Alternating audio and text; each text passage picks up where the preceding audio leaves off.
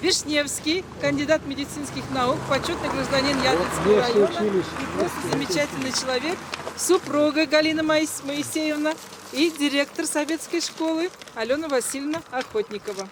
Выпускница педвуза. Да? Очень приятно, да. Но я тоже выпускницей педуниверситета тоже была когда-то. Программа вам известна. У нас сегодня с вами очень насыщенная программа продумана, посвященная 180-летию Василию Константиновичу Магнитскому. Разрешите, я вам раздам, если у вас нет. И такое предложение есть. Возьмите, пожалуйста. Мы, наверное, сейчас все-таки, раз мы оказались около церкви, мы с вами зайдем, свечки поставим, да? А потом предложение есть. Сейчас, секунду. Предложение есть потом возложить цветы на могилу Магнитского. Давай возьмем. Несколько? Ага, возьмите, пожалуйста. Возьми. Я у вас Достаточно распечатали. Если вдруг не хватит, сейчас мы ксерокопию еще сделаем. Так, еще? Ага. Солнце поднимется, останется, оно там, чтобы пока все, да.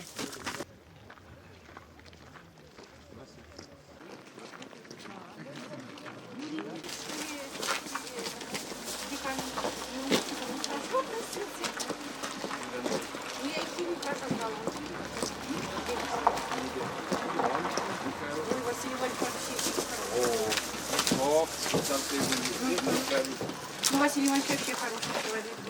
Ой, отлично. Даже академик к нему обращаюсь, хотя он не был доктором. Он простым был, но все.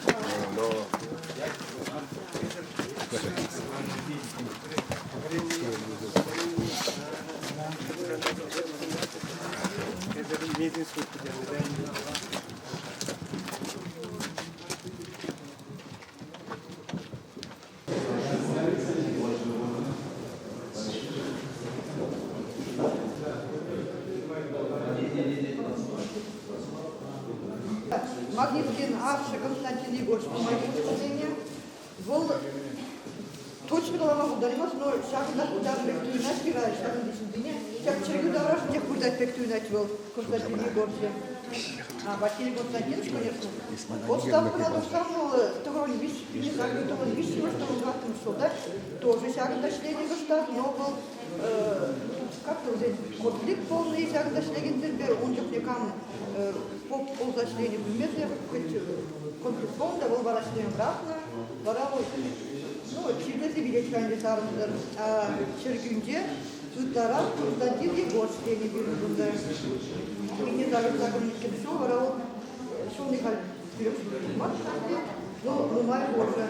Он на Пинде дальше бодрок, потому что да, на шаг Чергюнде, после, куда клуб, на библиотека, да, шагында ипхамдаларда, сюрде, акшагында ипхамда, сюрде шлезаларда. Онда урай болды, библиотека сюрде болды. Караңбара, екі білміш жылда ебір шақ клуба тасқы бардымы, ну, клубта күші, ебірде библиотекада күші бір бара, 5 шенерен, бейжі бабулька бірін, екі төтті верді да, төтті шура, шақ чергеле 5 шенерен гентреш біза, 5 бізан жүрені ба, ұйтса жүрені ба, тогда начальник сам полышны ба, кебір бұд шақ чергеле дұрыш, художник бірін болса, Трофим Уртегенскер, шаксыне реставрациядан беш был дурехы, тебр год. Вот шанашка вара чергю халь, штеми густаре, халь свет. Урк, ничего гамо был. Да, ниже, Ниже престольный был, да. Кундай? Отец Сергий штет. Каждый мы нашли? Был каждый у нас штемеш, он тебр чергю гор штемели, вара вот. Баянда он қаль тебір жүрде келі ебден мері де, конда келі мари ол. Очам, совмещать твои шашкалы? Вчера, потому что фотографии не получают.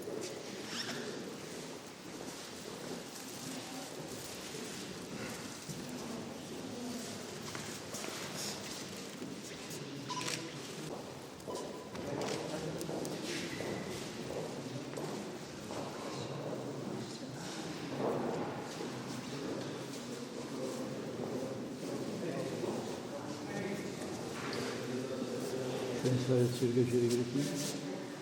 Села советские, где находится могила.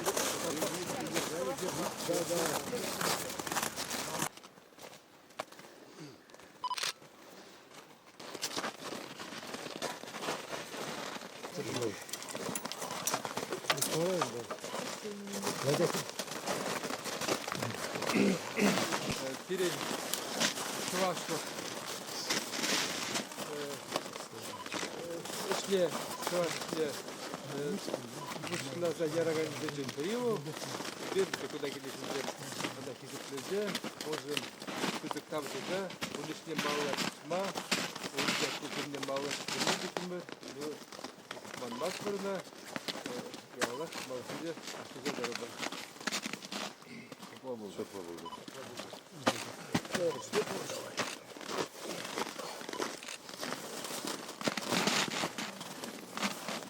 Başımdaki çözümümüz sana çok kalbini şandaman mı?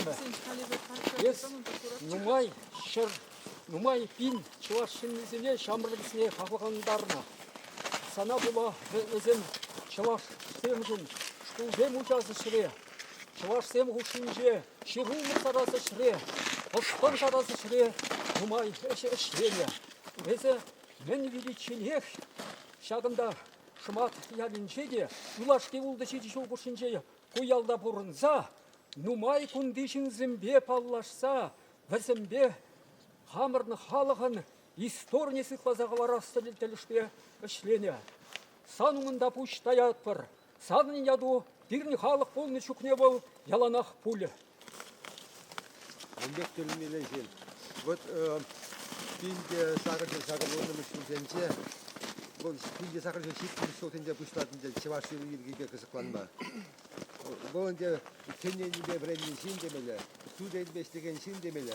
А вот шак қуаны халық қосынше болуға, шана тұртыры күтшеме бұштат. Вара Пирдон Михаил Яндуша, Михан білмеді тақсыртламан да балдан. Манышны демелі, ол ұйжаға шықлет. Спиридон Яндуш Синжан. Ол пызық түпсежі болды, премеш түпсежі қалат жолдана. Унгышын вара имбада жиден шет мағағай. Тебірі бала, бұйдарны чоқне киліне Яндуш Кинзен, кадан ашы менха музей, музей директоры, Крабетный музей директоры. Кортин Гран, Тыргинзен. Тебірі қалаш, шак мүржінде шет, каран халабында го. Шак варман ол пинде шитмі сақтымыр, шитмі шудалапны скер. Шак емесіне. Күндамадан имде болман. Demişemiş. Пинде тоқыр жер шиттілмір. Дғырреме бар. Sadece. Жоқ. Куда ой болса. Сейчас сказал, Волтушка сразу. Шевагына, Борчеви штат билді при 85 году. Şöyle yuvani buldun diye. Я 85 мар. билді пригна балды. Шаққыналар атшы. Варағай Михаил қала шағында. Синзамінде. Калашашы. Мен женщина ашқа. Мен ұзда.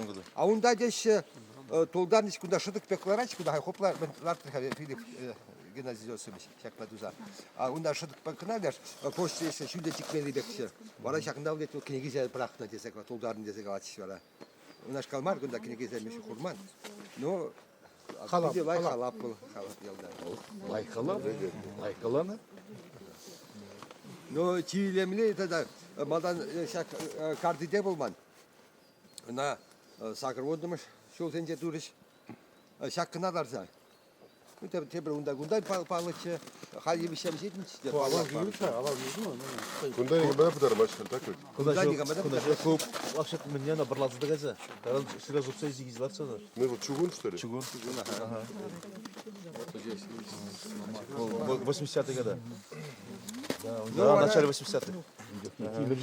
Кunda uy bolsa, вообще uy bolsa, мало кинчева болса, uy bolsa, кunda bir кинчева kapıcı. Acı yok ne. Самый давай сам рассказать. Вот здесь похоронен статский Посадка вот советник. 81-82 Ну, Сирия год. Киля есть. Статский советник, мне звание. Звание.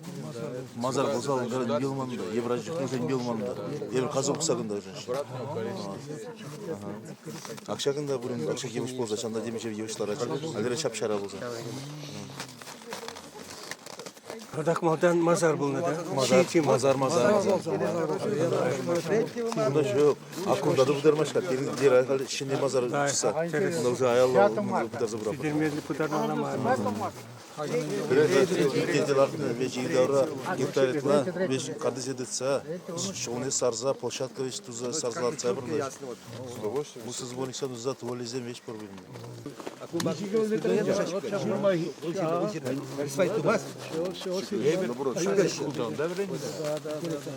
Kartısın dedi cedirmeye yani bu. Cedir'in ol kayran değil. Ну, Sivas şabında var mı? Böyle Sivas telefonu edetine gelmiş yani. Кавулду я ловил, он так как пузо. На его больше на его.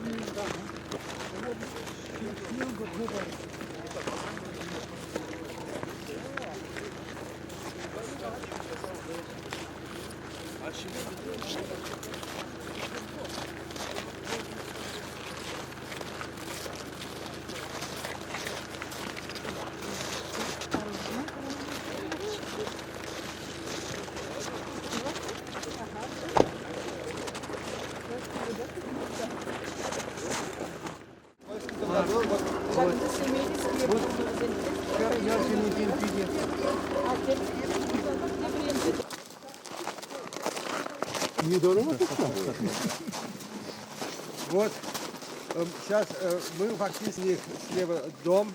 Да, сколько стоит этот дом? Там еще не разобрали его. Не разобрали? Да. Там уже этот частное хозяйство. Вот, здесь был у них огород, все хозяйство. Вот и здесь Да, там внизу. это все у них, ну как дворяне. Ну они то да. Вот там еще этот колодец у них там внизу был, да? Сейчас вместо колодца мы там сделали как этот купель. Да, в 2015 году. Там внизу только отсюда невозможно спуститься надо оттуда. Благодарные потомки,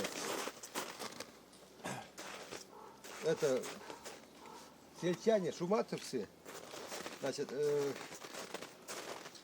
не 54, а в 54-м начали это строить, вот это, туда кирпичей даже не было.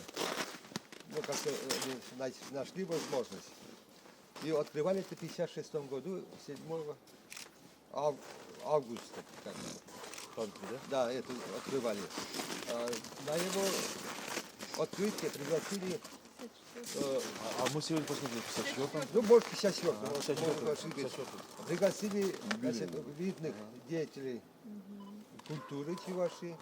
Присутствовал из Казани, значит, приехал Никольский. Николай Васильевич здесь. Самый видный. Вот. Как раз он занимался его творчеством и его поднимал. Никольского самого тоже тогда, в те времена, вообще не упоминали.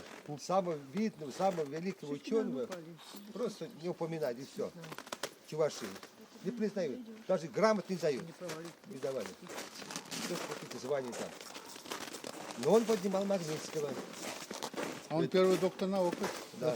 Ведь у них Может, сегодня Кейкина? Могу все звания, вот эти, какие звания там, не доктор свет, а просто Магнитский, и все, нам все хватает. Да. Великий, скажем, Никольский, говорим Яндуш, все это великие, всякие чуваши. Этим все сказано было. Да, этим всё сказано. Да. И вот Работаю они себя. это было большое событие. И как раз в эпоху, значит, как бы после смерти Сталина это все происходило. И здесь вот как-то подъем национального, как бы самосознания новый в 50-х годах, в середине начинается. И вот это как раз самое главное, был Магнитский. Имя Магнитского. Уже стали писать уже газеты. Но газеты Чуваш коммуни, тогда коммунизм я сделал, 52-го. Да, до 52-го. Вообще про Магнитского, там, про Никольского ничего не говорили. Они выступают, ученые говорят, про них ни одного слова. Но правда все равно Восторжествовала. Этнография была закрыта тогда. А? Этнография была закрыта. Да, этнография была закрыта. Вот ученые. Тема была. Да, вообще даже не давали Тема вообще была их записи в институте не давали на руку. Сами ученые. Вот, директор мог что-то подписать.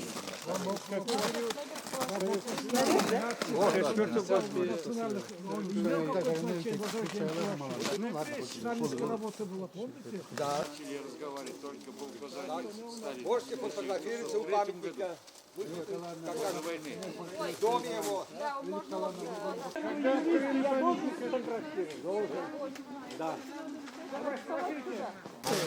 Так, все встали.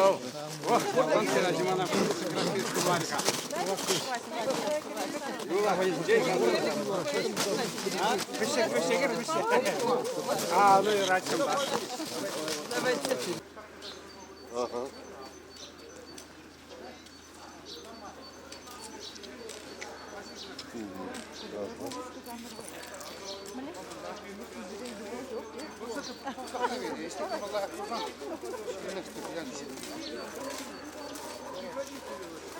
Ну, короче, крышу так что нахай.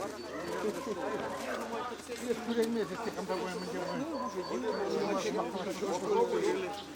Первая школа вот эта была, деревянная. Жили. Хорошо жили. Нам есть чего делить, так? Нет? Ну, конечно.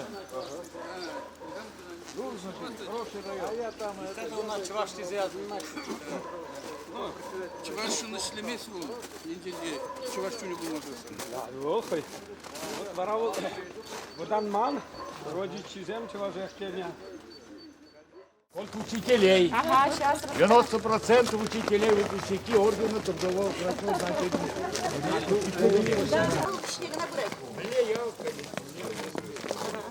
Ну, будь бриял. Здравствуйте. Здравствуйте. Ага, подходите. Юрий, везде помогал, наверное, кто-то заказывает. Ага, здравствуйте. Здравствуйте.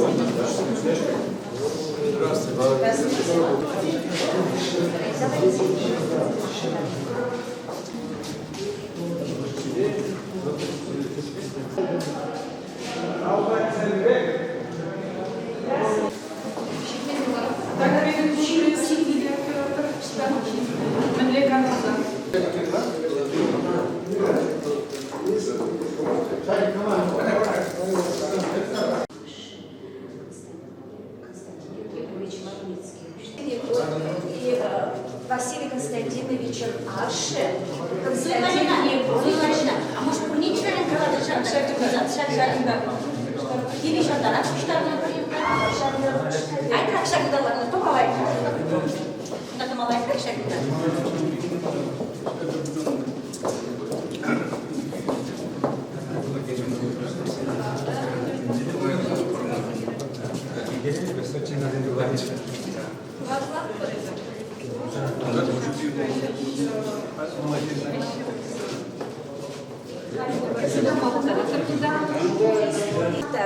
Василий Константинович Магнитский Аше, Константин Егорович Магнитский Турышмибе учился кайдышанда советский школ.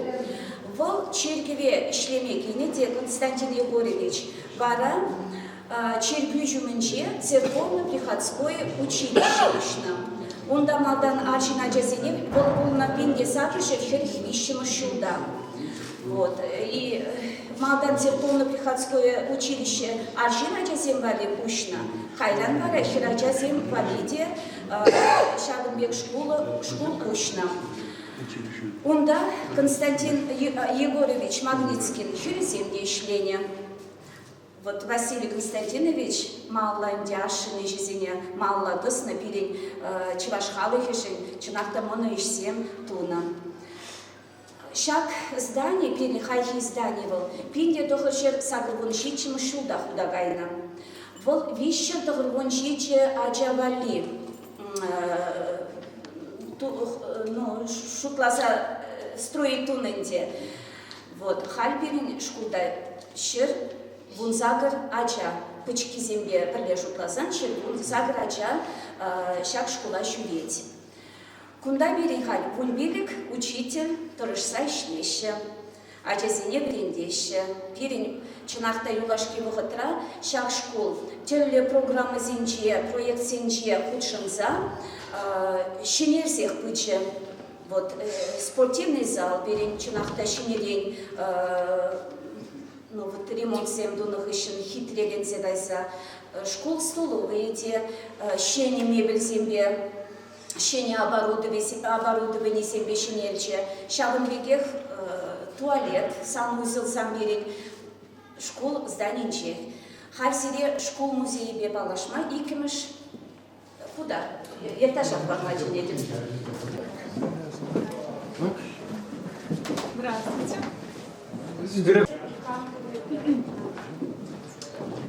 Изергельный биржин пызыкчиз. Мана Кириллова Татьяна десечнеше. Эбе тахырмыш классыра варенедим. Сире музейн краеведение пайбе кіскен палаштарашы. Кашны шин, хойн ашамыш, чергине, юррезвине, юмахалапне, пельметивиш. Шаванбада инде ушны ша краеведение музея. Чевашыны выл пидеш чайгалах болна. Кашны гильдер шагынбек пир тертмели вырын болна. Шинзем хелебе пир тертня. Шургунне шитсен вара пире юржине сарнада шуратна. Хулымрах пирден эшетығын малы ябалазем шеленя. Шүгерек пирден вара шагынбек уява тухмалы ябалазем. Херзем качага ичен шагынбек сурбансене. Масмаксене тирлезеларна. Тирлезем бары перинченде прихитререк болна. Кашны шинын уринче шыбада болна. Чыва шинны кужалықра усы кураган ябалазене вежех алыпа ысталана. Ага кажыксем. Алдырзем. Вежех шин усы курнышак ябалазембе. Авалхи утюксем. Пахчара эшлени чухне бара, шагынбек вижи юблесенник сембе, киреплесембе, тата шыбырсембе усы курна. Шабында бара, тыры вырна чух, шурланба усы курна. Шагында хизір самовар, крашин, радио азырхама бұдыраты. Шаг семдезем пиди... Крашин лампизем. Шаг ябалаземдер зем пиди кирлі болна. Хужалық.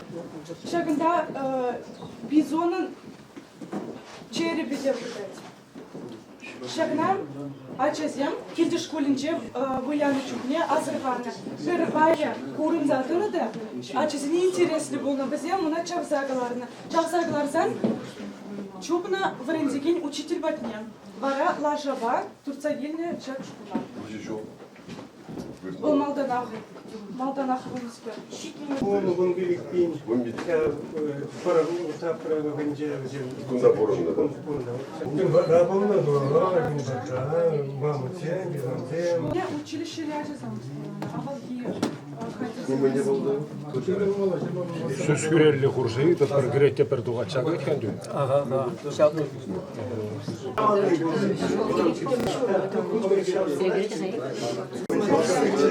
Научились работать в школе.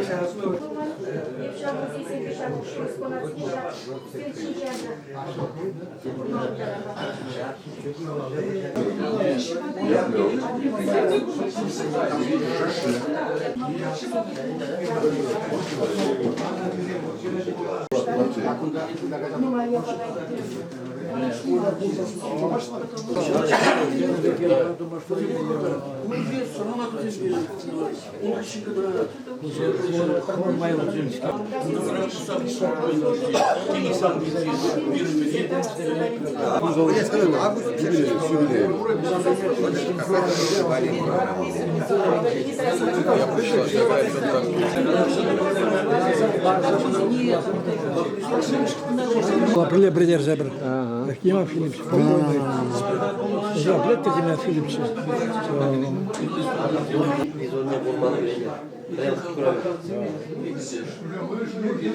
Сықланмалы бұрында бұрып әлді. Акын жа келдіш көзінде бір ширма.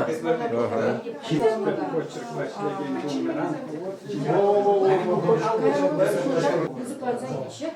Żadnych spokój. Nie wiem, czy ani Года на рассвете без объявления войны, вероломно нарушив договор о ненападении, фашистская Германия вторглась на советскую землю.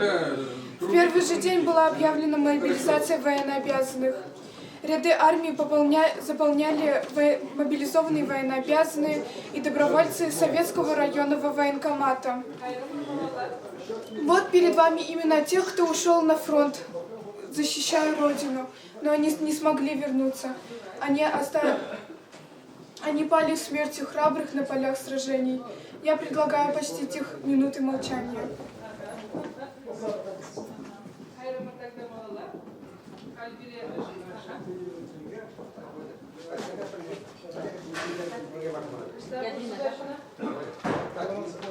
Ушли на фронт 435 человек, но не увидели долгожданную победу 209. Они остались лежать героями-защитниками в сырой земле. Вернулись из войны 226 человек. На сегодняшний день в советском сельском поселении проживает только один участник войны. Это Толстов Николай Порфирьевич. Сколько ему лет? 100? 90. Примерно 9-го, может быть, 10-го годов. Очень трогательными экспонатами являются фронтовые письма. Вот перед вами лежат фронтовые письма Лебедева Леонтия Афанасьевича. Треугольники. Молодцы, сохранили, молодцы. Уроженцы на фронт ушли 4 сыновей. Иван, Макар, Павел и Леонтий. Никто из них не увидел долгожданную победу, но именно они, сыновья Афанасия Семеновича, приблизили победу. Николая Порфирьевича. Он был призван в ряды Красной Армии в 17-летнем возрасте. Молодого новобранца вместе с остальными мобилизованными из Чувашии направили на Дальний Восток. Служил разведчиком, принимал участие в войне против Японии. Толстов Николай Порфирьевич был награжден медалями за боевые заслуги, за победу над Японией, позже и орденом Великой Отечественной войны второй степени. Службу ему пришлось вести вплоть до 1950 года. Хочется сказать несколько слов и о Почарове Филиппе Ивановиче. Родился он в деревне Нижние Сунары Ядринского района. Еще в 1939 году его призвали в ряды Красной Армии. Служил он на Украине, почти уже прослужил 2 года, но 22 июня 1941 года их подняли по тревоге. Так для Почарова Филиппа Ивановича началась война. Он был участником Сталинградской битвы, битвы на Курской дуге. Во время битвы на Курской дуге он был тяжело ранен. Родители даже получили похоронку на сына. Победу Филипп Иванович встретил в Румынии. Хочется коротко ознакомить вас и с судьбой Маткина Николая Филипповича, уроженца деревни Нижние Сунары.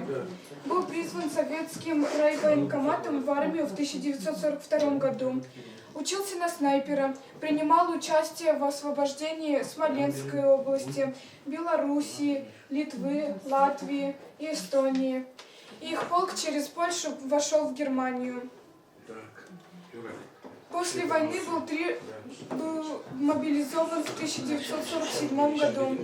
Как он сам рассказывал, за период военных действий был трижды тяжело ранен. Семья в 1943 году получила первую похоронку. Вторую и третью получил он уже сам в мирное время из архивов обороны города Подольска Московской области. В 1979 году началась афганская война, в которой принимали участие и выпускники нашей школы. Это Максимов Константин Юрьевич, Васильев Рудик, Шилыганов Арнольд. Они имеют ряд наград. Среди выпускников нашей школы есть и участники Чеченской войны. Участниками Чеченской войны являются Кириллов Евгений Алексеевич, Ильин Михаил Владимирович и другие. Окончил советскую среднюю школу с отличием, после чего был направлен на учебу в ФЗО.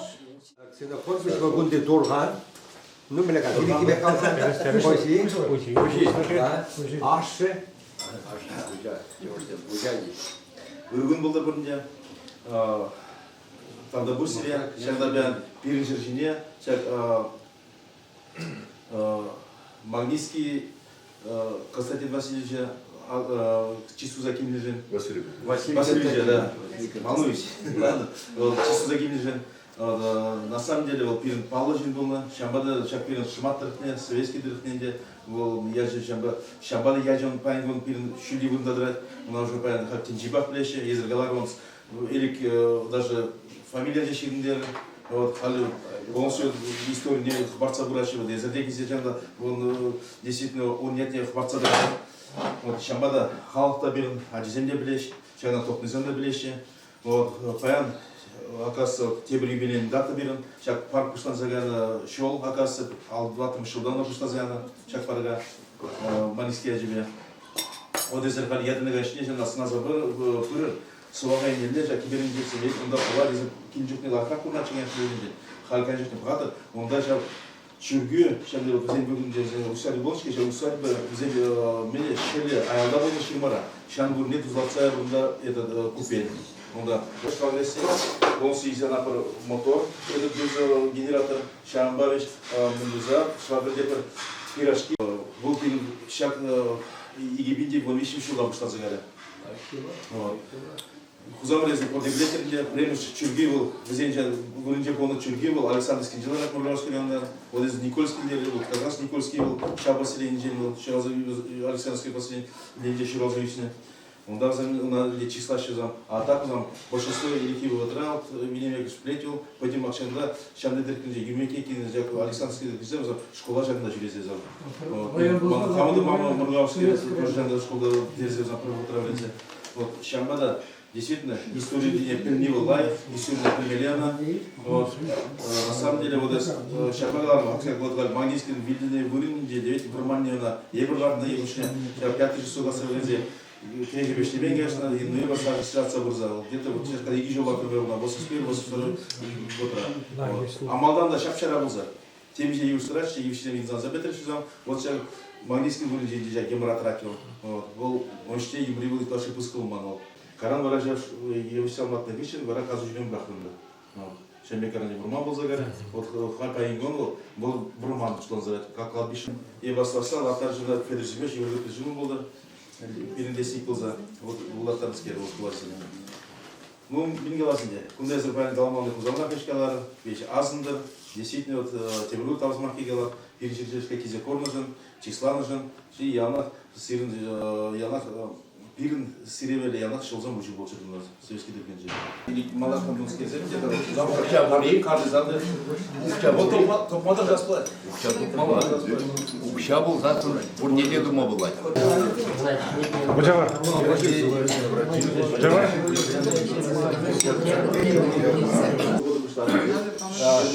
Баянде. Вовремя президент слушаем. Юдарсе баянде пиде конделая. Баян Одакин. Одакинда епин хапкахве гурсан. Чага епин виси сыпкам думалах позан. Шив. Вара торгоня кангиргидек каят, чоргоня теброй хран. Йори дегелмаз. Порни же пин, начучан дал гиги бекайдер. Перин дечана шкала кайдер. Ебир хайгунда килдимер баян.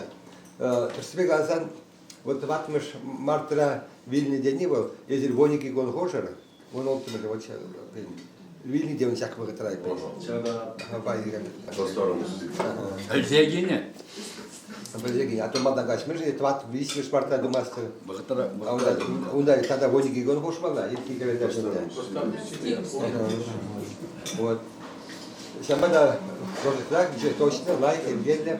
И пир полностью плагатор, пир десять нашкал, шмелек намар, шлемеле болгар. Халаша, менде боли нырыне думадыр шмала. Тималдан был хамар яла, шизактар шмала. Тенче история не булат. Онда Америка, онда Египет менде было. Хамар каймазан да, шира себе. Хамар ялны хамар килдек, ширма храппар. Хамар урабы, хамар ки. Или выдан отпар. Ну и что пен кабр малегалас чапы синземах полман. Полно. Те прендевет кабр тем палу поет мар. Сабак шагында помзавал шерживаты цадона. Пен асатер мадаксем хар ебер солдатка изгилеппер. Шлеппер. Колгос рашлеппер. Производство рашлеппер. А тигеле шлеппер, таватпер. Тенчене петле булмаспер. А я бизем пере горасы, и после пере горасы, замана горасы. Вара шерживта, халыкта, борнышта калгал гаят. Ебе калгал борныштын. Тынышлы борныштын. Эммет понышланчы. Так чана, но жарак пронат, но ки майгин мешин бежене кыздохма. Печеньки мне как-то тоже, да? Вот пользуясь шкаф, что халык по бәйнерзе, пуштайрман. Ну май жирмады, пергенеге глардым. Возвращение к истокам. Книги сейчас магнитские рукописи, практически 5 бек сохмадим времен. У Ирамах 40 яли жинчел, пер том, вот шагом бек рукопись. Пхсларапта менле пулдараган жин, каллиграфический почерк па, шин буламалды, любой жин лаза буламалды почерк па, шавын жухле хайнгышин, ширемиги том кажется, ширемиги ведь, рукопись. Рукописный фонд Магнитского 22 тома, кажется. 334 фонд был? А? 334 фонд, да. Но настолько менжирманган науда, керемет семжинжен, каждый керемет, каждый ялбырыне, меня был заиртне. Был не только чувашский, сам изучал чувашский. Шакында Еридаврари выргензели, Марийская республика, Мордванич, Бурсы, Удмуртия, Пойдем Мелехалсен был, пойдем Бехал, Пахсадухна, Щирна, а ведь он по образованию, ведь он юрист, он юрист, священник, юрист, у него же образования такого исторического образования-то и не было. Настолько был самоучка, пулдарула, каждый самаги, каждый вот ширны он прям вырвано, что ли. Хами Кенегеш Лапта только состоялось только благодаря вот рукописному фонду этого замечательного ученого человека. Я просто рад, что вот нахожусь сегодня здесь. А что касается самой организации, Якна Ергелеси, Евгений Стафьевич, но Сирия просто мелегала мала. Памятник надо поставить. Ну, памятник-то, конечно, слишком рано. Ему очень рано. Это лет через 50 потомки наши подумают, можно ставить, не нужно ли. Но Шагмбек, вот, Ергелезе, его да, настолько бескорыстно, то Шинзем. Я понял, что там Шамжи Халк Штаран пользы. Хамер мен бебу Штаран за, хамер или пе. Нигамда хобрламаш, нигамда бира обязывать тумаща, кильзе, хамр камалба, пуштарнза, вот чвашлышын, мендебулин, тавас, тени чинзе пуштарнза. Если не приедешь, работу уволим, да? Да. Хужине. Да, хужине. Вот, я пчеловод, был дорог от пчел. Я бы понял, иксемру, уже мдюхли калашем мар. Теперь бумагу каласа дал до мар. Да, конечно. Земли Порецкой и от Алатровской заодно. Вот. Я очень рад, что присутствую на этом мероприятии. 180 лет – это большой отрезок времени. И, конечно, род Магнитский знают большинство. Не все, а большинство. Я вот знаю внимательно, энциклопедию изучал. И потому что их записали, этот род записали в книгу знаменитых людей Казанской губернии. Вот. И случайно вот сегодня книгу дал Евгений Евстафьевич. Так, посмотри там, о духовности там, церковники, магнитские, да? И я вычитал, он в своей биографии писал, я из рода попов. Отец священник был, пишет там, дед был диакон, прадед священник, 4 поколения священники. Вопрос духовности здесь возникает, и культуры. Церковь она тоже несет, кроме духовности, культуру. тогда и не было ничего.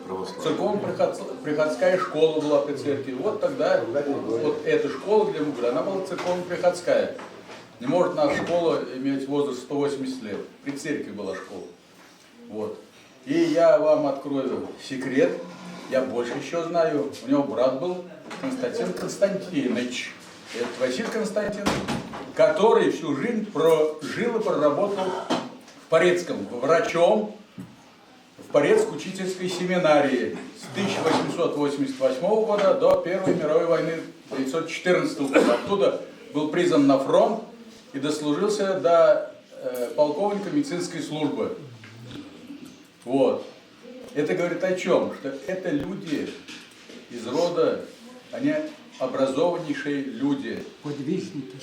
Подвижники, новаторы. Патриоты. Патриоты своей родины. Сестра была. Да. Сейчас я скажу еще дальше. Вот. И вот этот Константин Константинович, он прослужил, работая на службе, он был коллежский советник, 3 ордена заслужил. Святого Андрея, Святой Анны, 37, и медаль Александра III, в память Александра III, будучи в Порецком. А потом на фронте он, конечно, наверное, был участником Белого движения и умер в эмиграции в Тарамезе в 1921 году в возрасте 62 лет. И этот брат прожил 62 года старше. 62 года.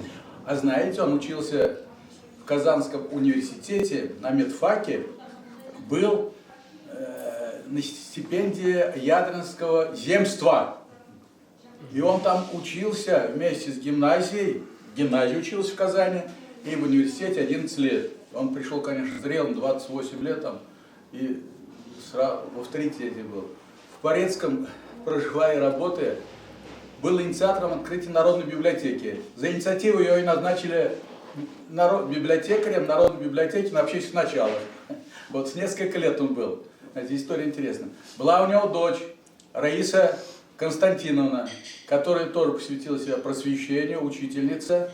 Она преподавала в Порецкой учительской семинарии, а потом, когда открылась Порецкая пролетарская гимназия, она была там членом учительского совета.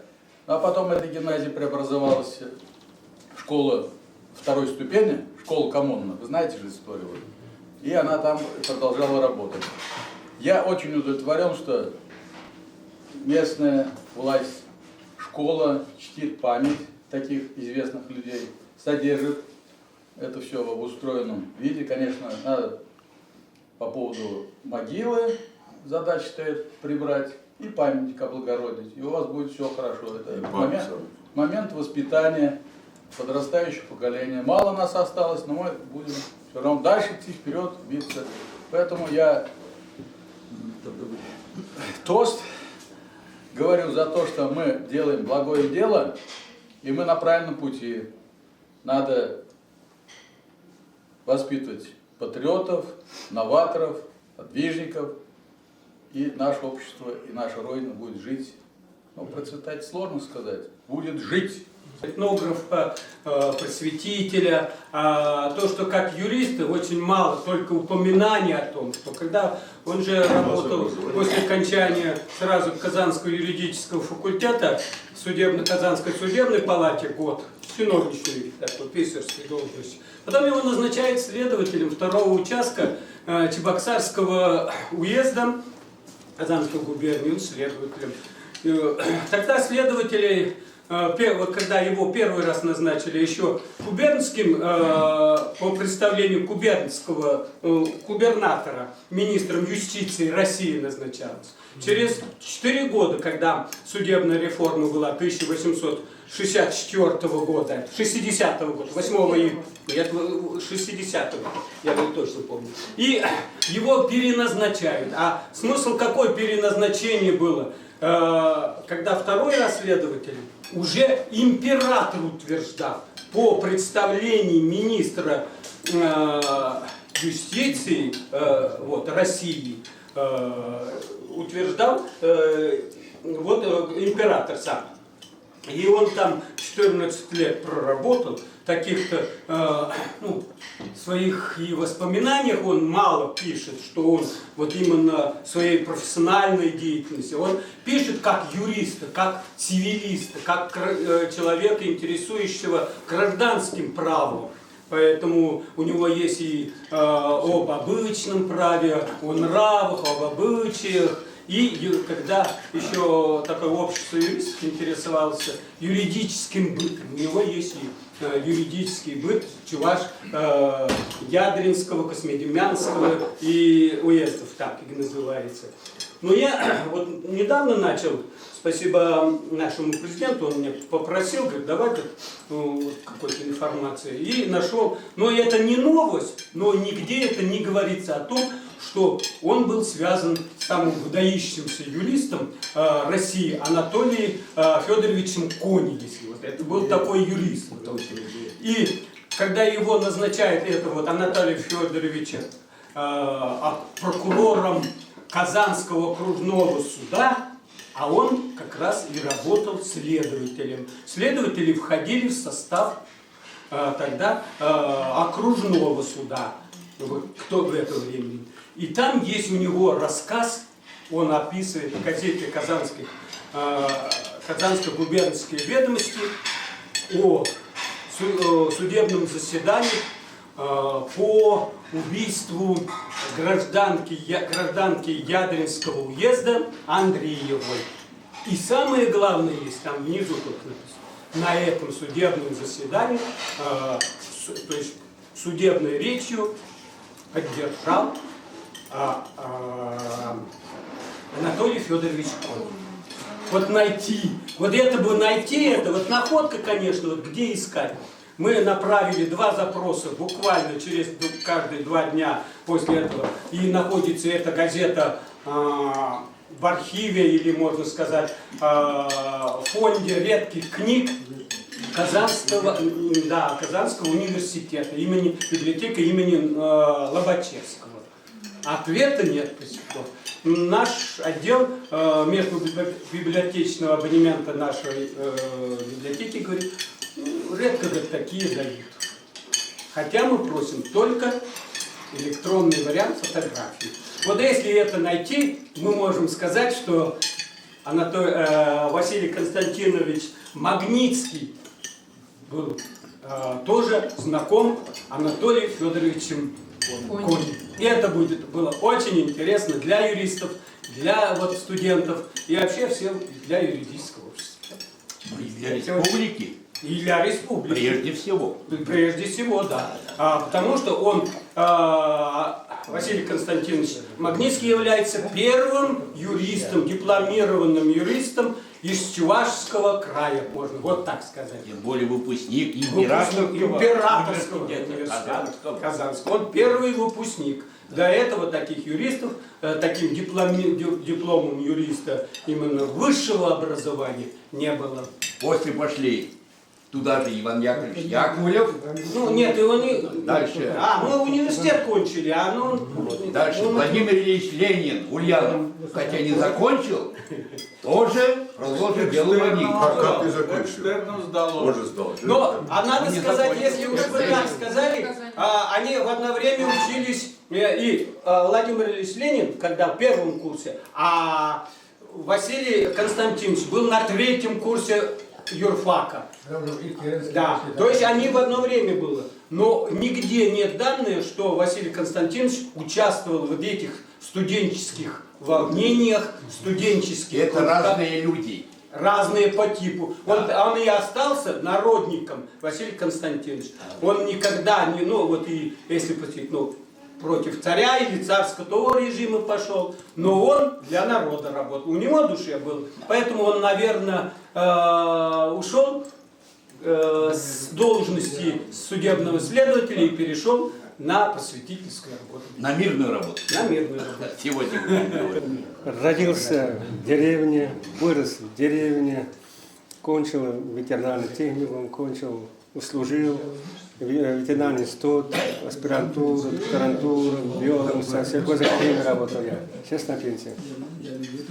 Но сейчас я занимаюсь изучением чувашского народа, изучением своего родословия, И тем больше вникаюсь, тем больше читаю Золотницкого, Магнитского, тем больше читаю чувашскую мифологию и так далее, тем больше удивляюсь, что какой большой, интересный, очень богатый, оказывается, народ чувашский. И вот среди них есть такие люди, как Магнитский. Да, половина русский, половина чуваш. Жил в Чувашии, работал за Чувашией. Вот читаю его, так сказать, обряды, поведение чуваш, о кереметях, о чувашских богах и так далее. Но это были люди, они были заражены, правильно здесь сказали, чувашским духом. И вот этот чувашский дух сохраняет те люди, которые он жил. И я очень рад, что такие люди есть, что есть такая глава вот из советского, села советского. Есть люди ядринские, которые почитают вот Магнитского. Значит, они, почитая Магнитского, почитают и чувашский народ, так ведь? И историю Чуваши. Я считаю, мы правильно сделали.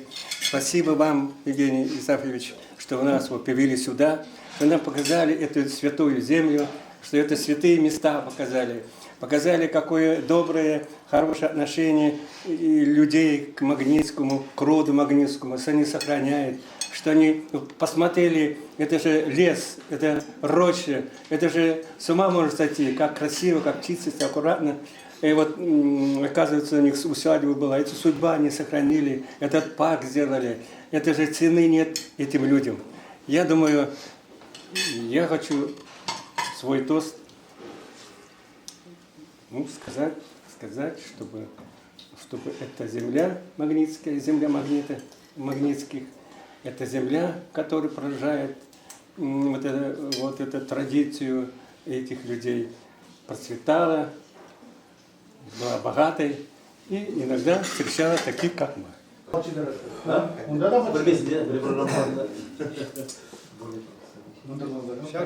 Яден шежевинже, кондагар кизе кордумар, малдамда палет вообще шаша бурнумай, миллел зам яденсы. Шагунда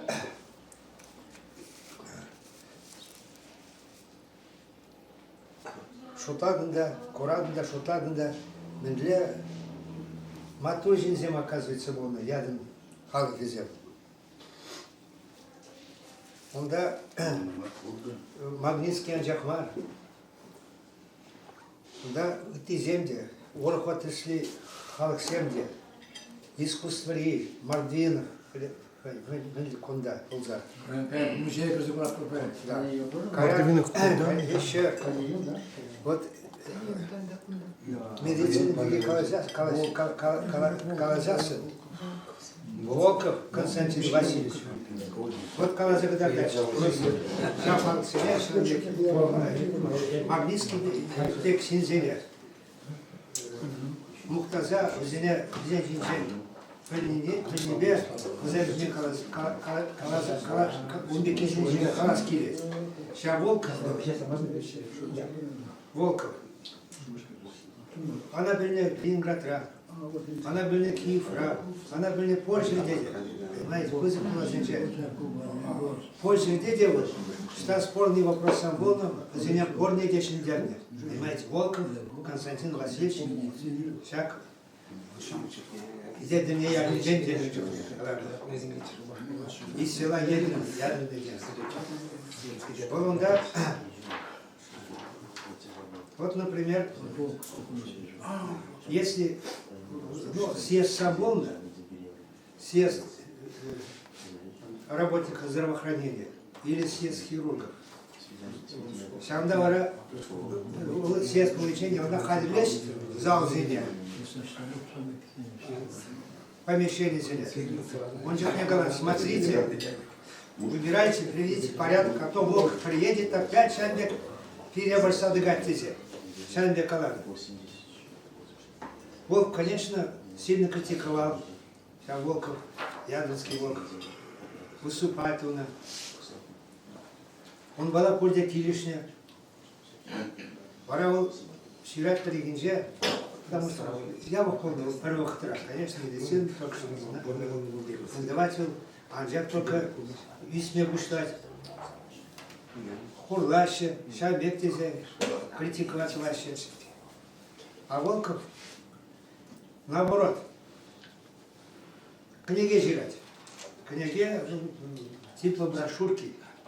Сейчас брошюрка, говорят, тач тогда распространил, даже в Чехословакии, во многих других таких прилежащих к нам, к Советскому Союзу, странах. Он давал, наоборот, мухтар жрать. Ну, не столь мухтар, а сколько выколоть. Если я ползасен, моя зеркала мастер, мы думали, не лайки не дизет. Вот все какие вот положительные стороны подчеркивает тогдашнее времени и в то же время говорит, как нужно это исправить. Такой популярностью вот эта вся книга пользовалась, он книги. Против одного профессора, другого профессора. Я хочу сказать, как, куда Сирипшинзем был, я думаю, не только Иваницкий, таких Иваницких тоже много было. Хотя бы отдельный, конечно, разговор. Шана Бхагмиля, что разделили. Пусть сам бек шинзем, подал клерак почвы. Ну, май гонда ядем же. Ну, май. Видно мое, как посадил. Лай шинзем. Удалось шинзем, ядем же. Кубек выглядит ума. Камера. Савах мала шакында чендежен бардамжа. Икки машинака якында единде де болмага. Айдактары де болмага. Айтаксен баджа. Мен сразу войде бор часто хамлаба айтканда бачыды экология. Вот изде жүргенде музыка инструменти бар. Русского порчунда батне кизе шам музыка инструменти кубали идея музыкамыз араймеш кузен баджа. Вот. Шамбек бирин чаваш тарихинде чаваш тарихинде шамбек полторалы шинзем не шинзем пулны дата базеля ебир манманне базеля шамбек ушкан бак изде чистани был видел как бала шамбек пулма бирин игламала здесь когда выше сергелеген дине и параллельно Магнитский житель трактор гибедежиген ме yapılmandır. Şak materyalde man hamında hadi. Men arkıma gelse şak kortelim sen haskil zegale. Denin de şabakta birin tavanın böyle karaytırı. Senin tarafı sorun yarışınca doğru şey. Вот şab karaytırı sorun tem. Şak zincin materyal bu mabuldarak gelir bunların. Kaymalar tutmalar bulamalarına. Birin hamur tarkışınızı paylaştırmalar. Maral kadar layık işte. Olabilir iş bu. Вот хабен республикада уйдырма калжашы, министерство замгалажашы, шул жүревдеші туризм адаландарма демскерінде, Францияне гайнбек каймашы болчағында. Bir kılatma bilmez ben. Atırısı bir gazan, karşını yağdak benim kılatmalı bu. Halbuki bir bayan hakkında boldu mu? Şenya Cumhuriyeti temelinde, Sovyetski'nde. Evet, anasından da kılatmalı bu. Kivya Şumatla'da azap da kilimi. Ama çok ağzıma bakın bir kez. Ben karşını vurdum, karşını yağ haklı. Çavaş tencişin. Prizem bir kayıp. Pub земли. Karşını yağ pub земли. Tebrik kayran bağlı. Sen Murgaş'a gerekti. Ben Murgaş var idi. Sebek mandıra transparentli ben işte pandır içine. Putin duratınca. Onda мы уезжаем к Ирзем, а дальше Максим Ивановна. Россия начинается здесь. Александр Ксенофович Калат. Onda Мырза, Турган dedi, Torun князь. Он Калат. Россия начинается здесь. И сейчас ben шаржил давара вейла была. Крепка будет. Есть кому стоять за каждое место. Сейчас по-моему, не вышел, да, вообще клуб, елдерами, школаларда, когда с юбилей школы ба, и бирим был как раз совпадает тоже. А смотри, вара что школа хнизам ба, и бы тоже провокаторы, анда обучение такой. Вот, он нам багал и всегда бирим олды жол. Вообще, мне вот идея, я просто школу юбилею я тебе, что еще полный, потому что перепрыгнул школу юбилею уже. Вот. И шамбада пирин, казал, что-то перечел в дома, я олды жол дом богнул. Пирин фактически пилдер богнул очень. Как юбилей не имеет. Но пирин тоже день чисто магический я тебе богнул. Шамбада из архитектора, те были из архитектора, пирин жанда я просто где магический парк умеет хитрее, что мастер моторизатор. Он уже сказал, что апрель 3 год в барза, собрание депутатов по Шамбада, Хузамбар плетенде, Паингуна, Тумалза Нумай, Шедегиза Нумай, Шедегиза помог Шедеги души, Евурдараханде, Сисек Кумаш, Шамбада, Крашасан, Крашасан Еврохулат. Шамбада сказал, что она мастер зам, чтобы всегда такие зимами, Шашкал Мрегал Малде, чтобы вышло приятное было мне, ну что. Комода было. Когда вы сидели? Когда перешли здесь, сказал пере, сам данный. Когда вы себе хуяны сидели же, вы сидели не когда чуть продавали. Спасибо. Спасибо. Вот мы не говорим, каждый мне как каламас, кому уезжает, не уезжает, если перед поддержкой что загадки, перед еще врызем булаше, сейчас еще врызем ползасын для перед естественно, сейчас окшиден гидержер, медзем прибадки кими высашен за НДФЛ за Шамбада уж одна пропадет штапа, все есть где. Я говорю, уже шум запата в арсене. Когда вы что хотите? Шамбек справка все забыли. Ядринский мясо гибенат и требеля. Мы вас очень ждем сегодня в нашем Ядрине, нашем любимом, нашем дорогом. Смотрите, здание, это памятник истории и культуры. Начали строить в 1911 году по инициативе Николая Михайловича Таланцева. Вот бюст Николая Михайловича Таланцева. Вы очень хорошо знаете о нем, даете. Это старший из братьев.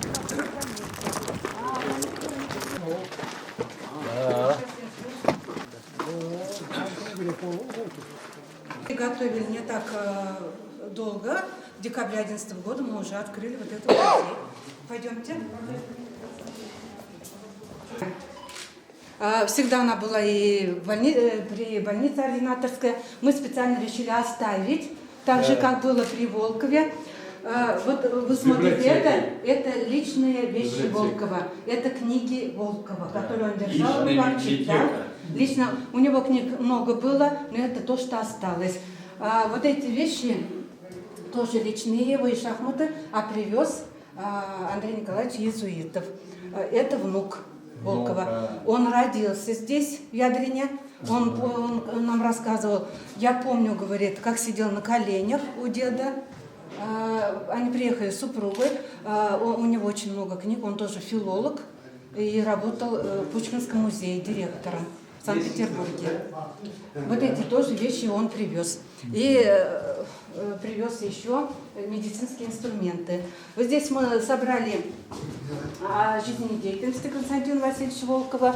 Как вы все знаете, по новому стилю 9 марта 1871 года он родился. Давайте долго не будем стоять, вы о нем знаете. Книги у вас, вы, наверное, читали. Аминев написал книгу и Алексеев. О нем книги. Алексеев, да, и энциклопедию. И достали вот эти все инструменты, и стол операционный, из советской больницы тоже привезли. Собирали инструменты вот разные, смотрите, как раньше было, все теперь делили. Это сейчас одноразовые инструменты. Там лежат тоже разные инструменты. Специально врачи нам подсказывали, где какие вот названия. Вот видите, видно. Ага. Вот здесь вот смотрите, вот эти кафель, вот пол, вот это все, как вот раньше было при Волкове. А вы в каком году работали? Ой, знаешь, я даже сейчас столько лет прошло. Фамилия, имя, отчество? Соколов Станислав Сергеевич. Ага, ясно. Надо записать. Это я даже включил стаж работы здесь. Вот, хорошо. Ну, а мне здесь аппендицит резали тоже. В 1974 году. тоже такой. Значит, ваше бывшее рабочее место. Да, Вот здесь видите, есть. как. Есть. Все так было, да, почти. Да, все так же, Ага. все так же, Это все конечно. одинаково. Ну, это там того времени, Да. конечно. Выходим тогда. Не мешай.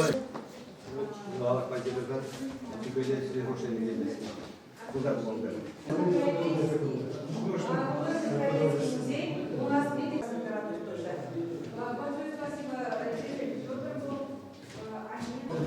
красивые. Можно красиво относить?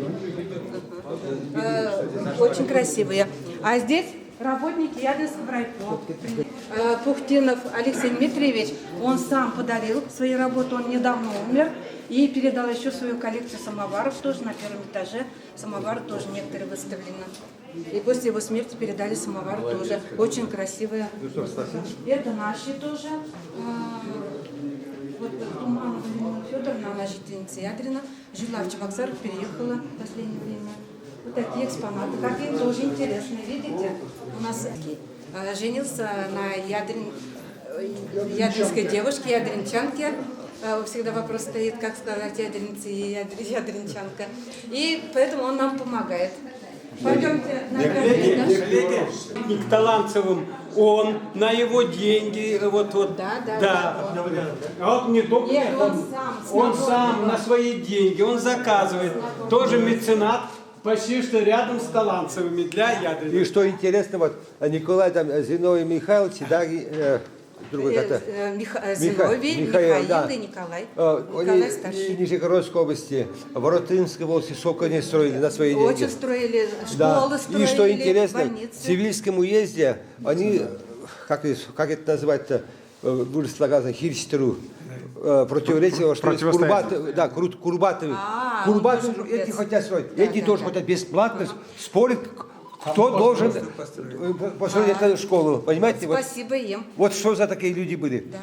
Да. Где они сейчас? Патриоты, меценаты. А здесь Да, сейчас спорят. А это современный Таланцев. Так что продолжатель дела Таланцевых, мой одноклассник, мой друг. Но вам показывать надо, потому что вы сами, вы научные работники, вы краеведы, вы всеми интересуетесь, поэтому мы, да, это как, в общем, предметы быта выставили.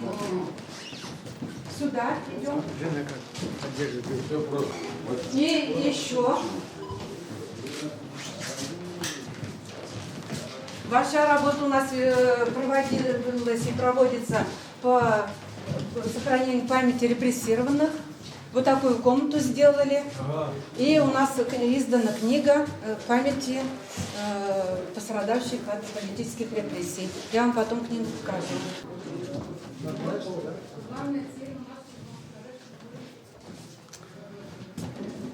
Сергея Иванова. Он подарил временно. Это Быстров. Это у нас коллекция военной одежды, видите, погиб, выполняя нет, в общем, свою службу, служебную деятельность. И вот в основном у нас, видите, авиационных много. И еще он нам предоставил еще полковник, который переехал сейчас в Ядрин, он пенсионер, Ежов Вячеслав Васильевич. В Беларуси, в Гродно, о них, наверное, вы тоже слышали, сделали... Только быстренько распишитесь, да. Быстренько, да, распишитесь вот здесь, в любом месте. Комнат нет. Очень богатый. Да. Потому что мы 15 февраля, день вывода войск из Афганистана, проводили большой вечер здесь, и потом обращение приняли к шумерленцам. Вот они тоже очень рады были, что у нас, и хотят взять пример, что всем тоже надо. Давайте теперь еще дальше выйдем. Генерал, младший генерал. А генерал он? Его выставка Бергищенко, изыскание надо проводить. Конечно. Ага. Вот, проходите, кто у нас будет о своих впечатлениях писать нашу книгу? Пару слов напишите. Ходите. Отзыв. В Ядрине вы, некоторые сказали, первый раз, да? Поэтому вы сейчас поедете в центр наш. Вот туда подойдите, пожалуйста, о своих впечатлениях напишите. Так, я вам приду наш календарь, перед календарь, академия календарь. Ага.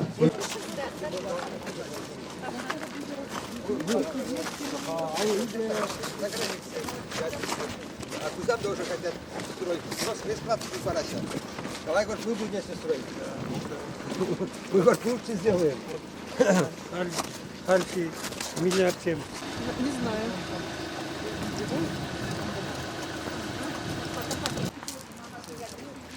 Хороший, замечательный день, такой день сегодня, такой будет, такая будет весна. Я хотела бы вам рассказать немножко. Ему исполняется в этом году 429 лет.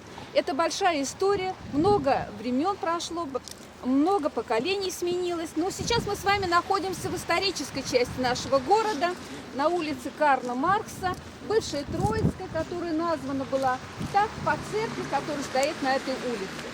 На улице Троицкой находится наибольшее количество памятников, которые имеют историческую и архитектурную ценность. Вы заметили, что архитектурный облик нашей самой любимой горожанами улицы Троицкой сложился в конце 19-го, начале 20-х веков. И именно на этой улице находятся исторические памятники, имеющие историческую ценность. Это как деревянные жилые дома и здания общественного назначения, где в конце 19-го, начале 20-х годов жили зажиточные горожане. Это мещане, купцы, лавочники, приказчики, управляющие. И по этой причине она является наиболее исторически значимой.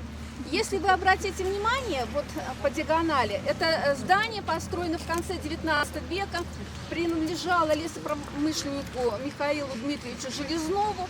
Здание, на первом этаже здания находилась лавка. Здание было перестроено в конце 50-х годов 20 века, был пристрой, если заметили, и в этом здании находился кинотеатр «Октябрь». В этом основном здании купца Железнова находится казначейство. И напротив здания купца лесопромышленника Железнова находится другое, одно из самых красивых зданий, если мы пройдем сюда с вами подальше, в первом плане тоже, которое было построено в 1902 году другим лесопромышленником. Было построено в стиле модерн, поскольку сам владелец очень был большим поклонником английского стиля. И элементы здания свидетельствуют о том, что вот эта лилия, символ, элемент герба королевской семьи в Англии, в этом здании тоже имеет место быть отражен. Здание было перестроено, когда в начале 2000-х годов, вторая половина достроена. В 17 году, после 17 года, Константин Алексеевич Бурашников эмигрировал. Здание было передано городу, и с тех пор находилось много всяких организаций, райисполком, больница. А теперь находится отделение Сбербанка России, которое очень бережно относится к этому зданию, мы так считаем, и все-таки старается сохранить тот исторический облик, который был вначале задуман владельцем здания. Здание, которое напротив, через дорогу, тоже имеет свою историческую ценность.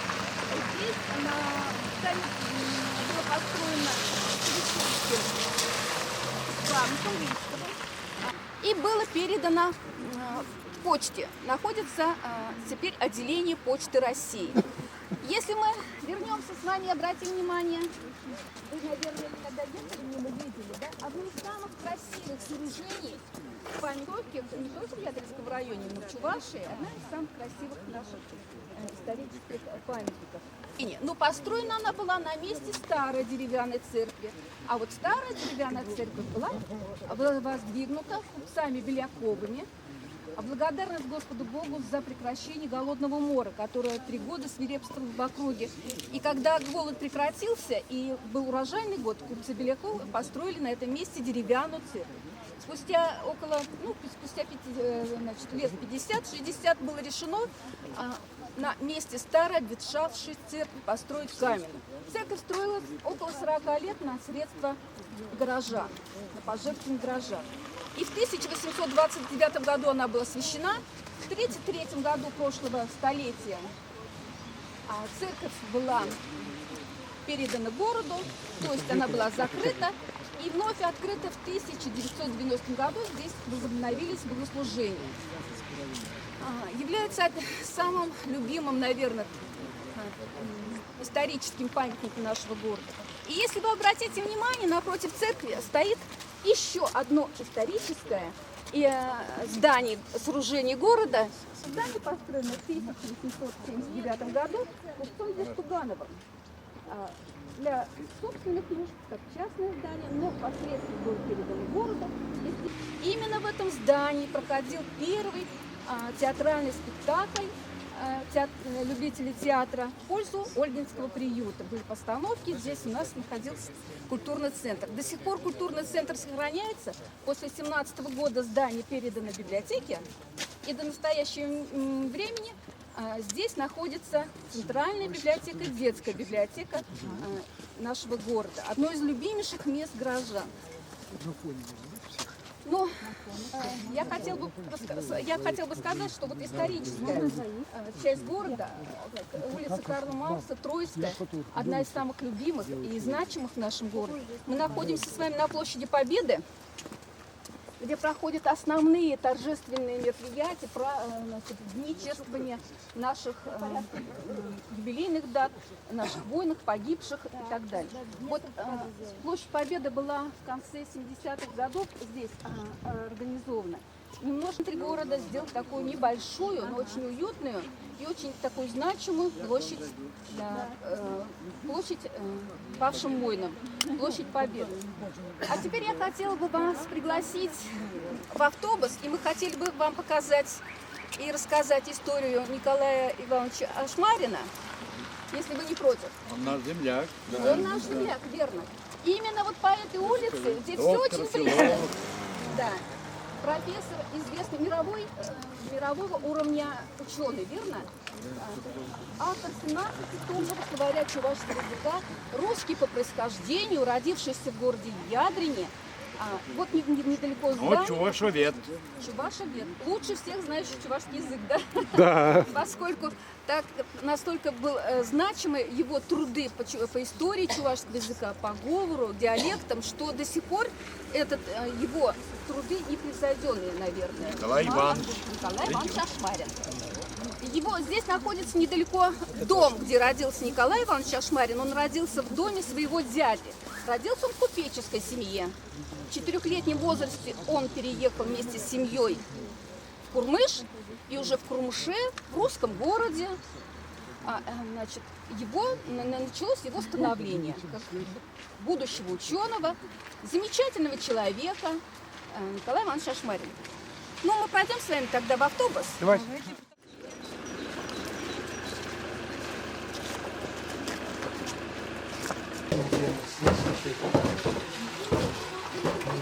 В доме своего деда, который был купцом, а как было принято в то время, в купеческих домах на первом этаже была купеческая лавка, а на втором этаже жилые комнаты. Итак, Николай Мордвинов родился в нашем городе Ядрине, окончил реальное училище, и вот на сцене реального училища он увидел первые театральные постановки старшеклассников.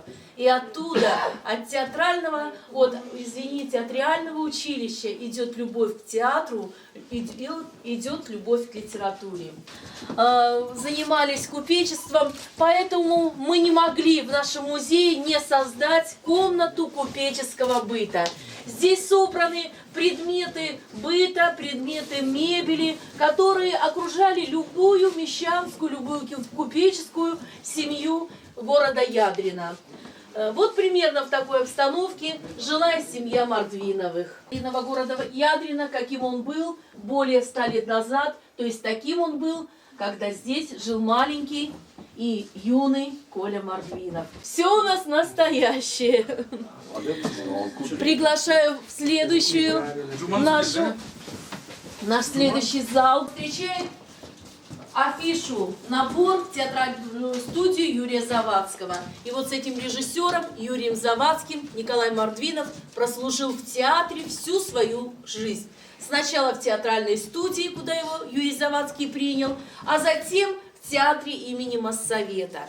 Нашего великого земляка называют последний романтик или последний трагик русской сцены, потому что ему очень удавались трагедийные, романтические роли. Это Отелло, это Король Лир и, конечно же, Арбенин в «Маскараде». На той стене вы видите фотографии, где наш актер, наш артист в разных ролях. Освещена только на ролях Николая Мордвинова. Их было у него немного, так как он был занят все-таки в театре имени Моссовета. Кинороли сделали известным Николая Мордвинова всему миру. И это самое главное, «Маскарад», где он играл главную роль Арбенина. Это Богдан Хмельницкий, это Котовский. Не стало Николая Дмитриевича Мордвинова в 1966 году. Он скончался на 65-м году жизни. Похоронен наш уважаемый земляк на Новодевичьем кладбище в городе Москве. На его памятнике написано: «Я хотел бы выйти на сцену, обнять зрительный зал и смеяться с ним, и плакать». Эти слова были жизненным кредо Николая Мордвинова и прошли через весь его творческий путь. 65 лет прожил. А так я приглашаю вас на первый этаж, где буквально год назад у нас открылся выставочный зал, и буквально полгода назад у нас открылась купеческая лавка. Открыли на первом этаже этого музея выставочный зал. И каждые 2 месяца у нас здесь выставки обновляются, меняются, появляется что-то новое.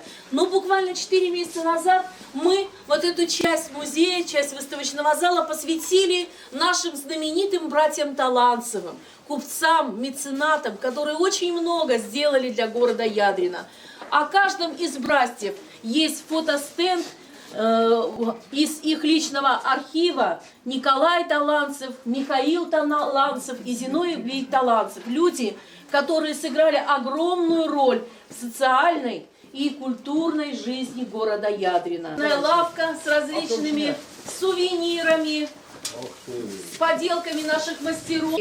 И вот на полученные средства мы отреставрировали этот зал. Это было заброшенное помещение складское. Это бывшая купеческая лавка, и это было складское помещение.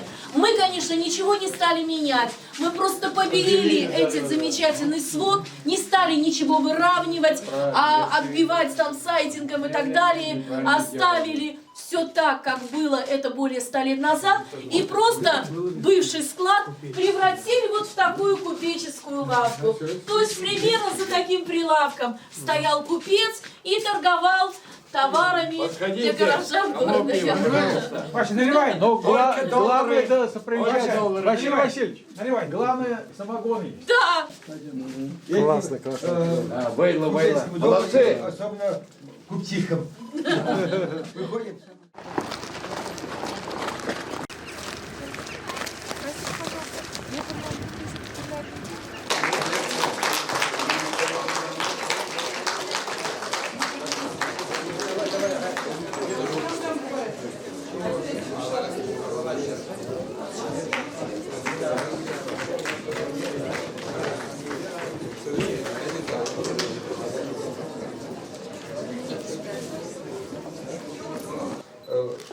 Были на небольшой экскурсии по Ядрину. Спасибо. Сейчас скажем приветственные слова глава администрации района, а также президент академии. И, соответственно, после выступят докладчики. Пожалуйста, слово предоставляется заместителю главы Ядринской районной администрации Чувашской республики Алисе Геннадьевне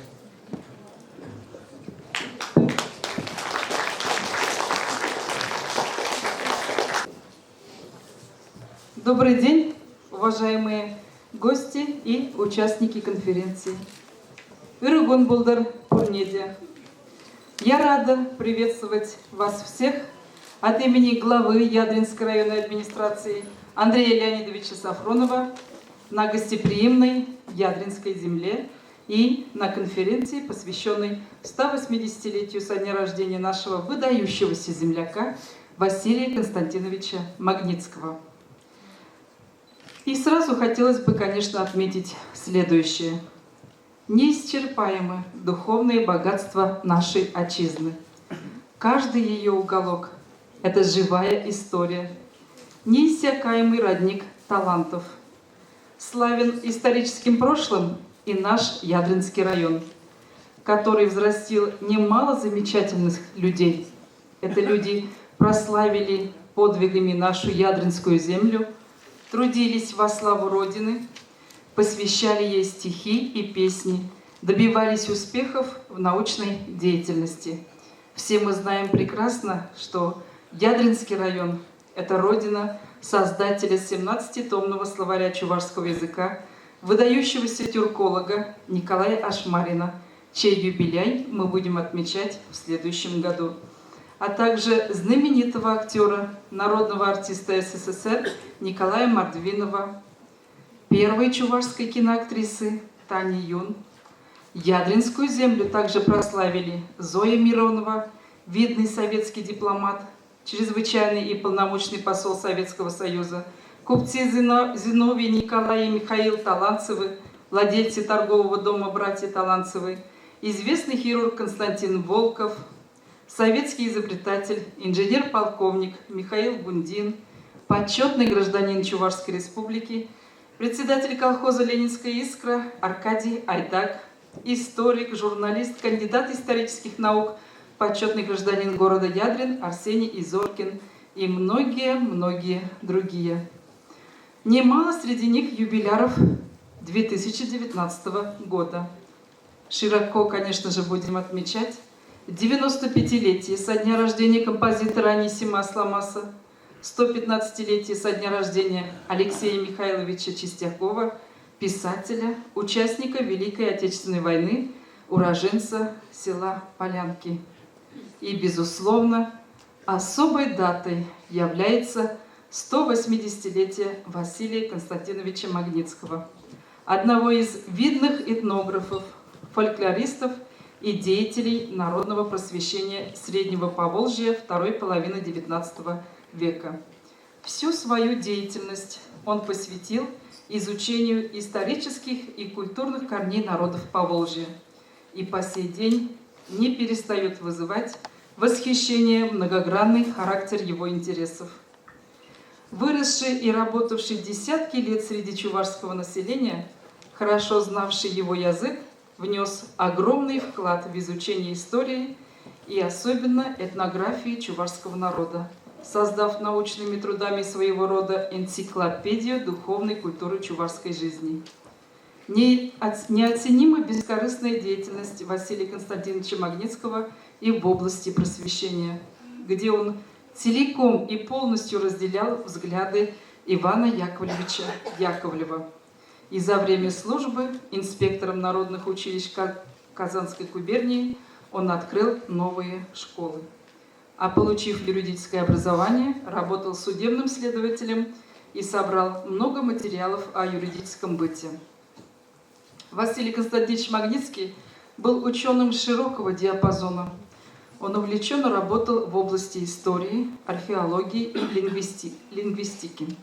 В каждом из направлений своих научных интересов Магнитский был по тем временам знатоком и достаточно компетентным исследователем.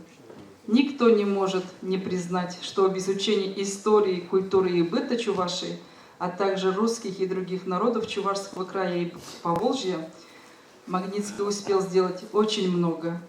Его ценное научное наследие, конечно же, будет оказывать большую помощь все новым исследователям. Конференция сегодня предоставляет всем присутствующим возможность прикоснуться к научной деятельности, познакомиться с жизнью и деятельностью известного исследователя чувашского народа, талантливого историка, этнографа, фольклориста и юриста. Мы убеждены, что сегодняшнее событие станет заметной вехой в культурной жизни всего Ядринского района и Чувашии в целом. Желаю участникам и гостям конференции плодотворной работы успехов в дальнейших исследованиях. Спасибо.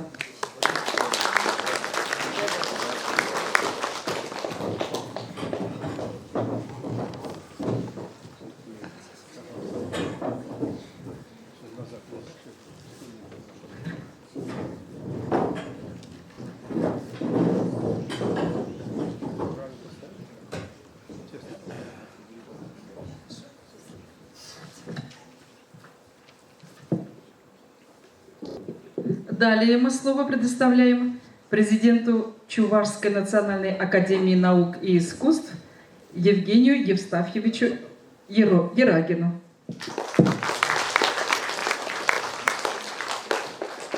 Урегон болдыр, хизепле, юлдарсем, шахсем, еденне район чинзем, еденне хулихинзем. Всем доброго здравия. Ну, сегодня у нас день, во-первых, вот так киндепрепер, как раз определяющий на лето день. И в этот же день мы отмечаем 180-летие величайшего ученого Урала и Поволжья Василия Константиновича Магнитского. Его творчество не буду говорить, товарищи скажут. Просто мне очень приятно, что вот Ядринский район серьезно подготовился к этому дню, к этому знаменательному мероприятию, дал вообще большой импульс развитию даже туризма, краеведения в районе. Мы сегодня были в селе Советском, действительно есть что показать. Это экскурсия на целых 2-3 дня даже, только в селе Советском, не говоря уже о Ядрине. То есть большой в этом направлении здесь потенциал. Не затягивая слово, я бы хотел отметить некоторых товарищей. Петр Васильевич Тухрика.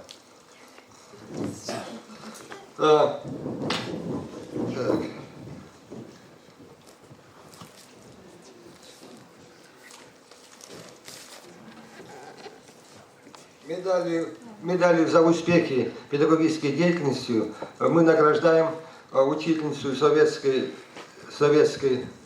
средней общеобразовательной школы Игнатьеву Зою Илларионовну.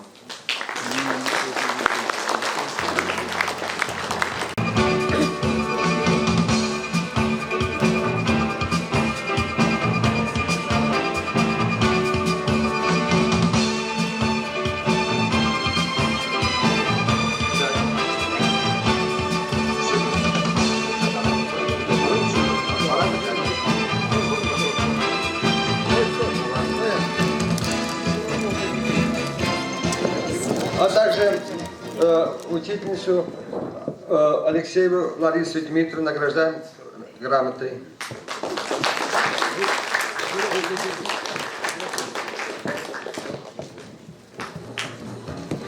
За активное участие в изучении родного края и в связи с 180-летием со дня рождения Василия Константиновича Магнитского.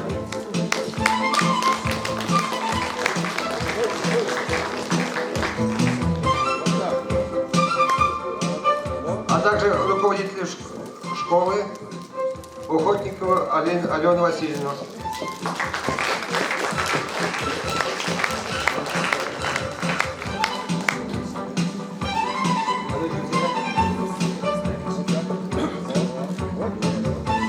Также настоящей грамотой награждается Иванова Алла Орестовна за активное участие в изучении родного края и связи с 180-летием Василия Константиновича Магнитского. Алла Орестовна, отдел культуры. Ну, подойди. Она, да?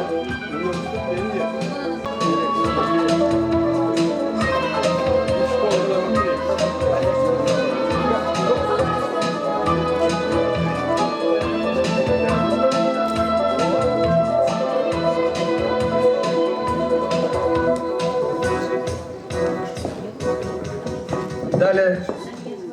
Да. Ага. Слово предоставляется вице-президенту Чувашского национального конгресса Петру Васильевичу Ивантаеву.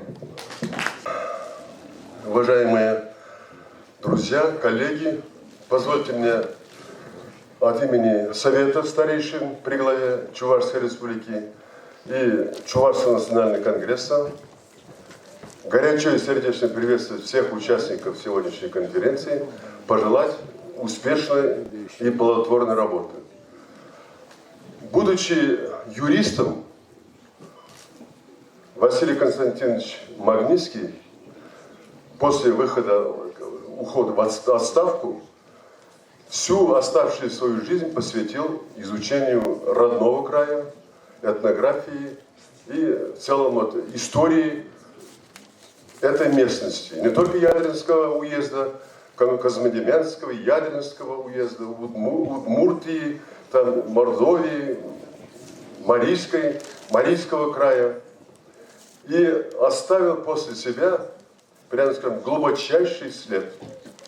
Вот я не занимался изучением истории, в целом базовой специальность у меня агроном, работал в профсоюзных, государственных структурах.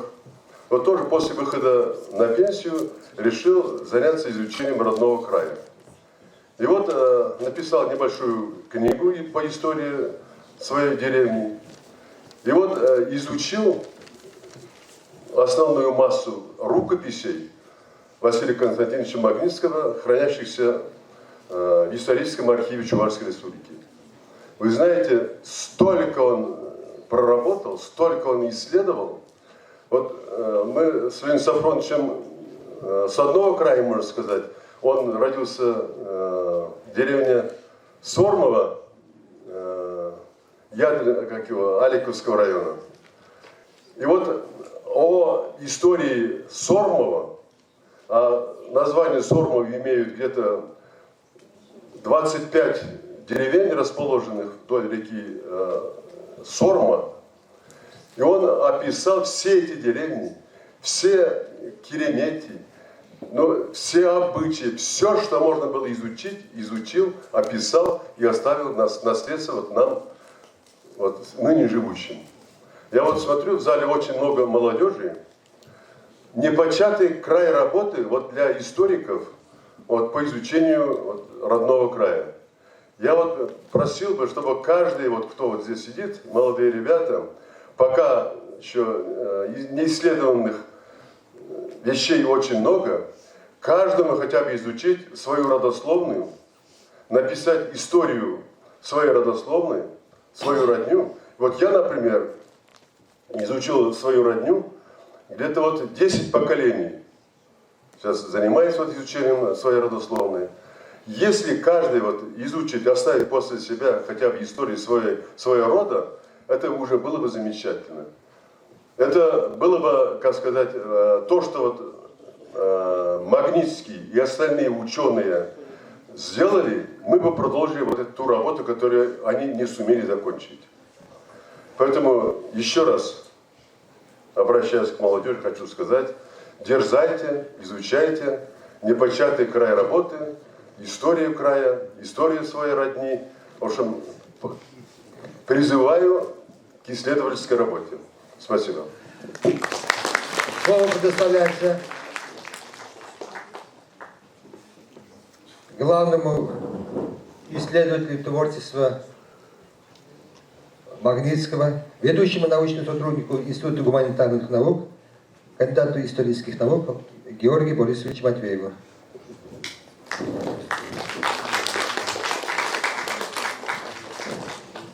Добрый день, дорогие друзья.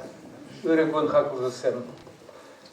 Тут председатель немного преувеличил, сказав, что я главный исследователь.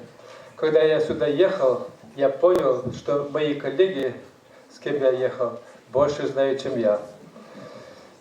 Должен сказать, что рассказывать биографию Василия Константиновича, наверное, можно и не обязательно. У всех есть интернет, можете открыть, например, Чувашскую энциклопедию, электронный вариант, или Википедию, или еще его труды, которые имеются в электронном варианте, в электронных ресурсах. А я буду на таких вопросах останавливаться, которые немного раскроют секрет, почему Магнитский стал таким, каким он стал. Но мы знаем, что его родители священнослужитель, отец, так сказать, священнослужитель, священник, человек знатный, известный, хотел, чтобы и сын Василий пошел по его пути. Вот. Он был самоучка, в школе не учился, а сразу поступил в Чебоксарское духовное училище, потом в Казанскую духовную семинарию. Нет, он не стал на этот путь. Он стал человеком своего времени, как говорят, героем нашего времени. Он решил себя посвятить служению народу. Каким образом? Он был очень человек, который желал много знать, много хотел знать потребности общества. И в то время как раз зарождалась этнография. В середине XIX века это случилось в стенах русского географического общества. И вот в то время, когда Василий Константинович пришел в науку, уже эта школа этнографическая прошла свой путь интересный. Вначале изучалась материальная культура, а потом духовная культура, юридический быт и так далее. И поэтому мы в его трудах описание материальной культуры, хотя занимает много места, но специальных трудов у него нет. А больше он внимания уделяет юридическому быту, духовной культуре, религии, мифологии народа. Вот он, мы знаем, окончил юридический факультет Казанского университета в 1862 году. Но свою работу посвятил просвещению, обучению, образованию женскому. И в дальнейшем он становится просветителем, инспектором народных школ. Но его диапазон деятельности очень широк. И судебный следователь, и этнограф, историк, ученый, краевед, просвещенец и так далее. Мы до сих пор о Магнитском еще не создали главный труд. Это о нем самом и собрание его сочинений. Год 50-летия в Институте гуманитарных наук мы издали вот такую брошюру «Магнитский исследователь культуры и быта Чувашии». Тогда еще было намечено издать собрание сочинений. Но, к сожалению, это до сих пор не осуществлено. А у него на несколько томов. Пытались то один, то другой исследователь. Но причины были разные. А почему вдруг не повезло Магнитскому в этом плане? Ну, что касается вот его рукописного фонда 334 в историческом архиве, это богатейший фонд. Его почерк, так сказать, следователя, который быстро и скоро писал. Вот надо привыкнуть, надо полюбить этот почерк, прежде чем работать или сделать труд. Но кроме того, у него более 200 изданий, очень много разных путевых очерков, статей, разных изданиях. Он дружил со многими научными обществами, редакциями. Это десятки редакций, около десятка обществ. Он знал программы собирания материала, переписывался с видными исследователями, и поэтому он был на уровне. Он свою задачу видел накоплением материала, и он правильно делал. И мы до сих пор не только продолжаем пользоваться, но и находим в его трудах все новые и новые. То есть начинаешь новые направления, новые исследования, видишь, что, оказывается, еще много из его творчества остается неизученным. Вот недавно мы издали чувашскую мифологию, это этнографический справочник. Там около 200 статей, и почти в каждой статье есть вклад Василия Константиновича Магнитского. Без его трудов работать, создавать труды по мифологии и традиционным верованиям совершенно невозможно. И получается, что Василий Константинович, хотя нет труда в нем, а он продолжает жить в наших книгах. Мы как бы его деятельность продолжаем, опираясь на его великолепные труды. Он зафиксировал такие вещи, которые до него никто не зафиксировал.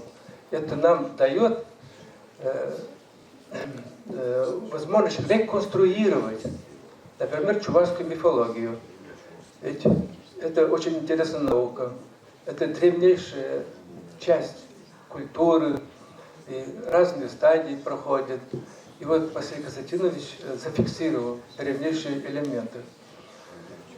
И наш долг это все восстановить, поставить на научную основу. То есть он сам собирал, а наше дело проанализировать, поставить на теоретическую основу его труды и таким образом его творчество возвысить дальше.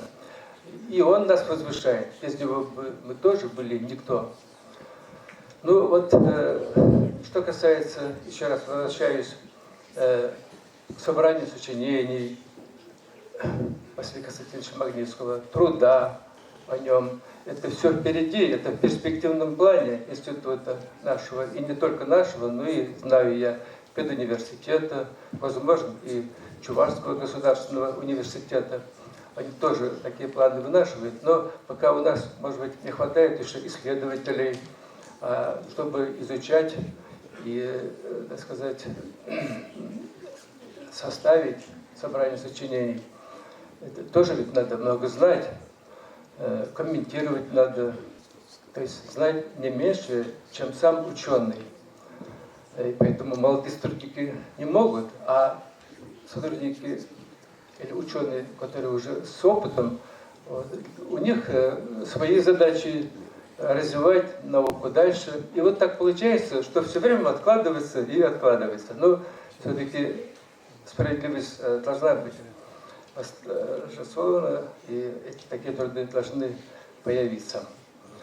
Ну, отмечу еще и том Чувашии, серии народа и культуры России в Москве изданный труд, том, это издан для не только российской общественности, но и мировой общественности в 2017 году. Но я знаю, что наше правительство тоже деньги выделило, и думаю, что в вашем городе этот том имеется. Но вот там тоже то, что Василий Константинович оставил, нашло отражение в той или иной степени и во многих других трудах.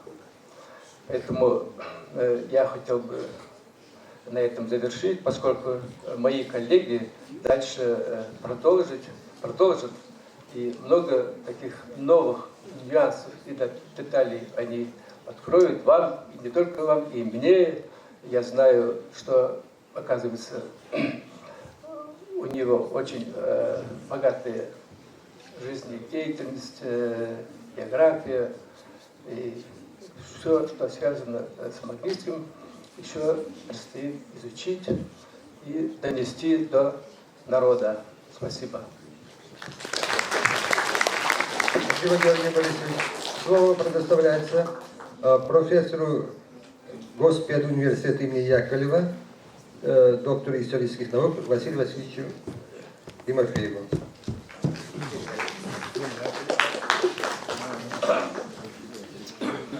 Уважаемые мои земляки, уважаемые будущие студенты наших чувашских и российских вузов. Не дублируя предыдущих ораторов, мне хотелось бы пару слов сказать, пользуясь случаем, о великом сыне чувашского народа. Для меня Магнитский Василий Константинович не только историк, этнограф, просветитель, но самый близкий земляк. В интересное время родился, жил и творил Магнитский Василий Константинович. В это время царствовали на Руси 4 царя, а именно Николай I, Александр II, Александр III, но и последний царь Руси – это Николай II. Иногда хочешь, не хочешь, задумываешься. Все великие люди учились в замечательном на всю Европе Казанском университете. При них Казанский императорский университет. Таких университетов в России было всего 3. Московский, Санкт-Петербургский и Казанский. Магнитский окончил, как здесь было уже сказано, юридический факультет. Яковлев Иван Яковлевич, историко-филологический факультет. Известный всему миру, как бы вы ни относились, Владимир Ильич Ульянов-Ленин учился на юридическом факультете Казанского университета. Хотя Ленин, как вы знаете, по объективным и субъективным причинам не закончил этот университет. В своем небольшом выступлении мне хотелось бы сегодня остановиться только на одном эпизоде из творения нашего земляка Магнитского, а именно Балем-Хожа в оценке Василия Константиновича. Известно, что в чувашском народном фольклоре и в древних книгах мы часто встречаем имя Балем-Хожа. Есть это имя и в словаре Николая Ивановича Ашмарина, члена-корреспондента Академии СССР, выдающегося доктора тюркологии, чувашеведа. Кстати, как вы знаете, он наш земляк. Согласно многим источникам, можно считать, что Балем-Хожа с юных лет занимался торговлей, побывал во многих странах. Это утверждает Магнитский в своей книге «Материалы к объяснению старой чувашской веры». Он пишет, цитирую, чтобы не быть голословным, что Балем-Хожа был очень почитаемым человеком, поэтому после смерти началось паломничество на его могилу. Собирая эти легенды и предания, Николай Иванович, уже другой Николай Иванович, Полросов, псевдоним Челеби, писатель, фольклорист и публицист, член Союза писателей СССР, написал прекрасную поэму о купце болгарском Балеме.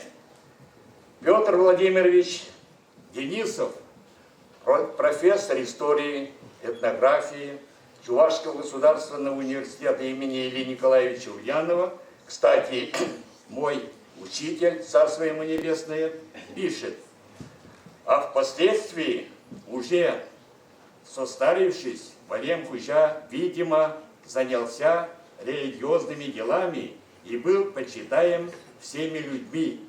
Авторитет во всех вопросах был непререкаем. Имя его было распространено по всему Востоку. Конец цитаты.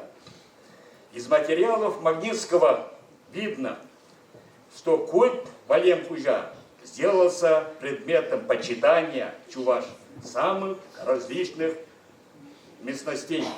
Юхма Миши Юхма Михаил Николаевич, прошу прощения, в народе, как вы знаете, Юхма Миши, в книге «Древние чуваши» продолжил дело Магнитского и побывал на месте захоронения Балем Хожа. И пишет, цитирую, чтобы не быть опять-таки голословным: «Старое сломанное дерево, все здесь напоминает место моления Керемети. Рядом с деревом юба, разрушенная разукрашенная старинными чувашскими узорами. На маленьком участке земли, где похоронен великий пророк конца XII, начале XIII века, признаки полного примирения трех религий – христианства, ислама и древнечувашской. И ходят сюда на моление и христиане, и магометане, чуваши, исповедующие древнюю чувашскую религию. Значит, делает вывод Юхма Миши, последователь Магнитского Василия Константиновича, не забывают великого болгара-чуваша и сейчас его потомки и их соседи. Спасибо за внимание.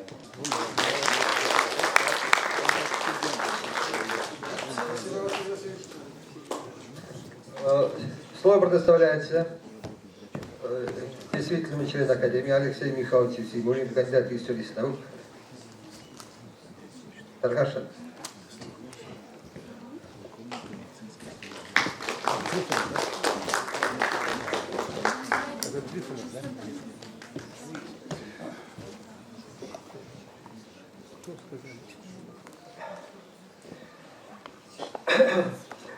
Уважаемые участники нашей конференции,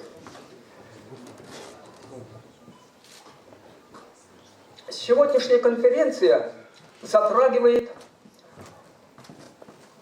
многие важнейшие проблемы по дальнейшей разработке истории, происхождения, развития и современного этапа проблемы развития нашего народов и русского, и чувашского, и соседних народов Среднего Поволжья на современном этапе.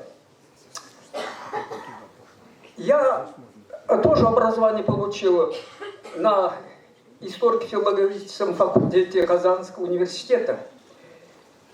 И еще, будучи студентом, конечно, обращался часто при написании контрольных, курсовых, потом и дипломных работ к тем газетам, журналам, другим изданиям, где были опубликованы статьи Магнитского.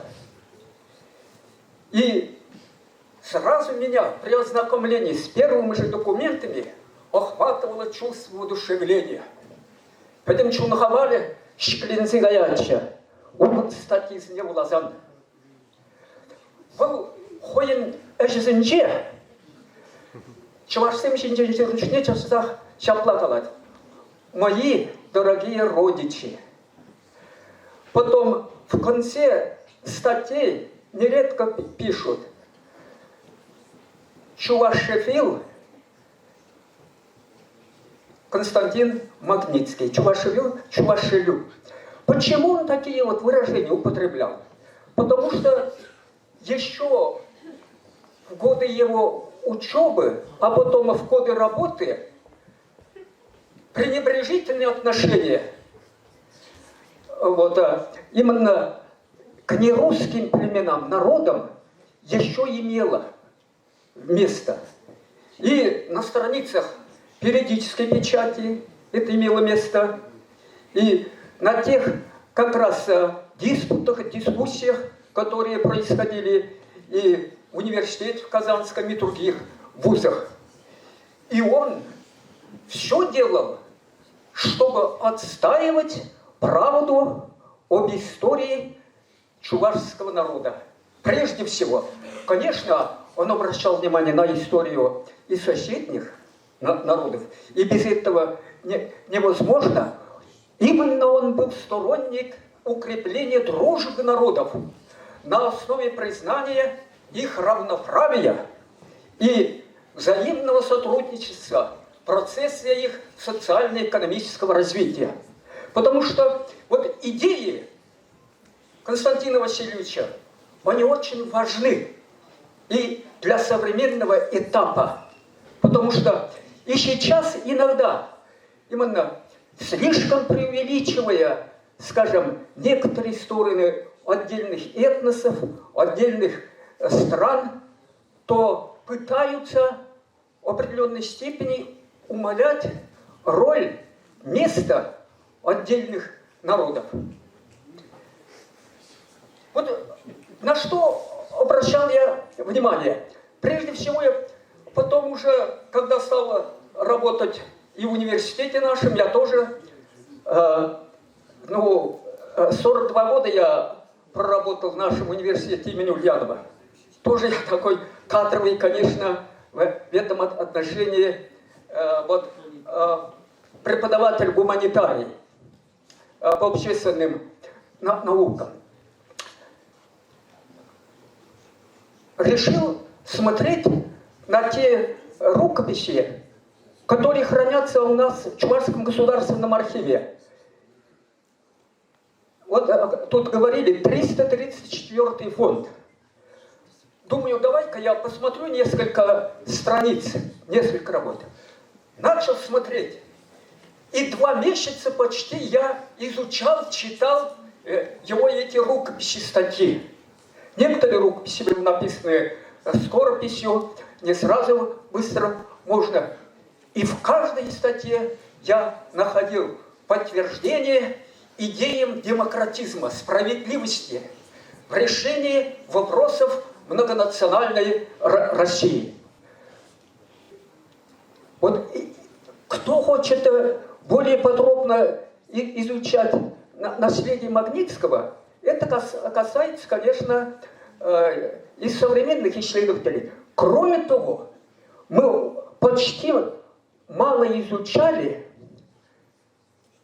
рукописи и редкие газеты, издания, которые хранятся в архиве, вот называется архив редких книг и рукописей Казанского университета в Казани. Там много еще не изученного. Многие сейчас, вот, которые мы затрагиваем, эти вопросы не совсем подробно еще их рассматривают. Или отдельные стороны мы только затрагиваем.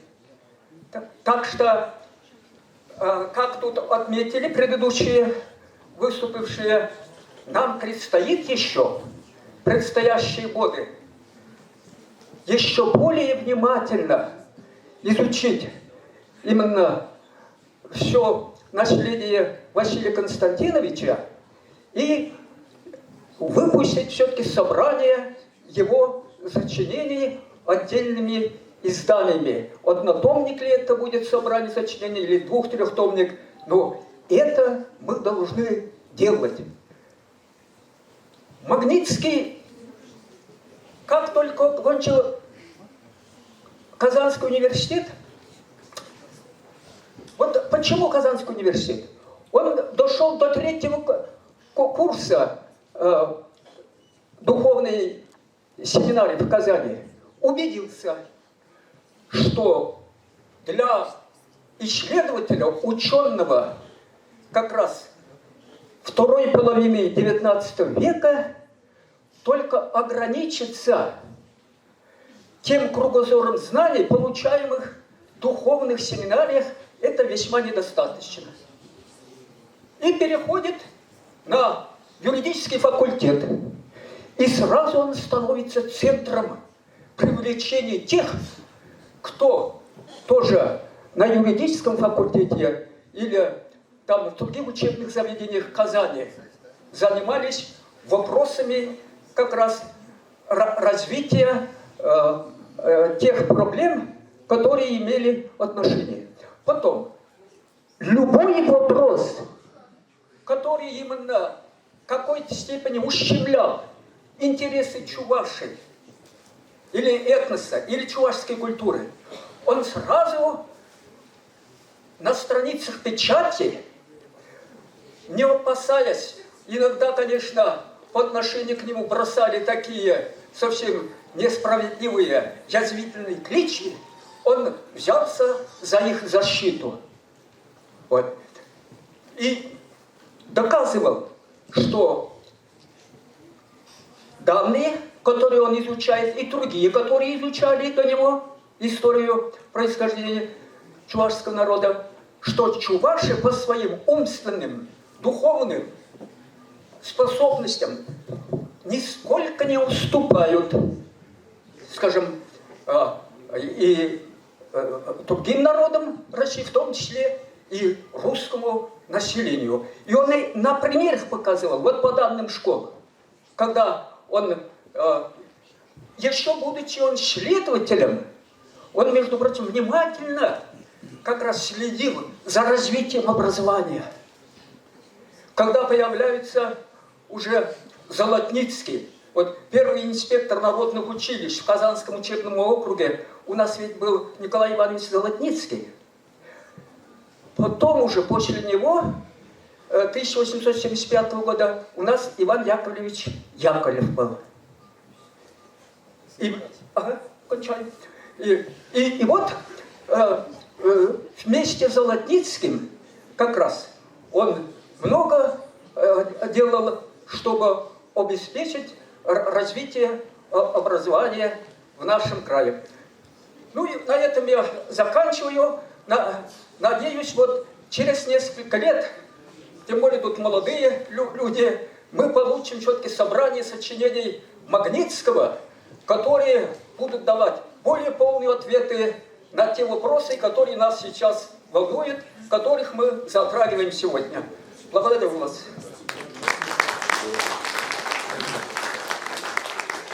Тогда Михаил Михайлович, Халил Самахилет, философия слогизен докторе, Педин университет профессоре, Геннадий Федорович Трифонов.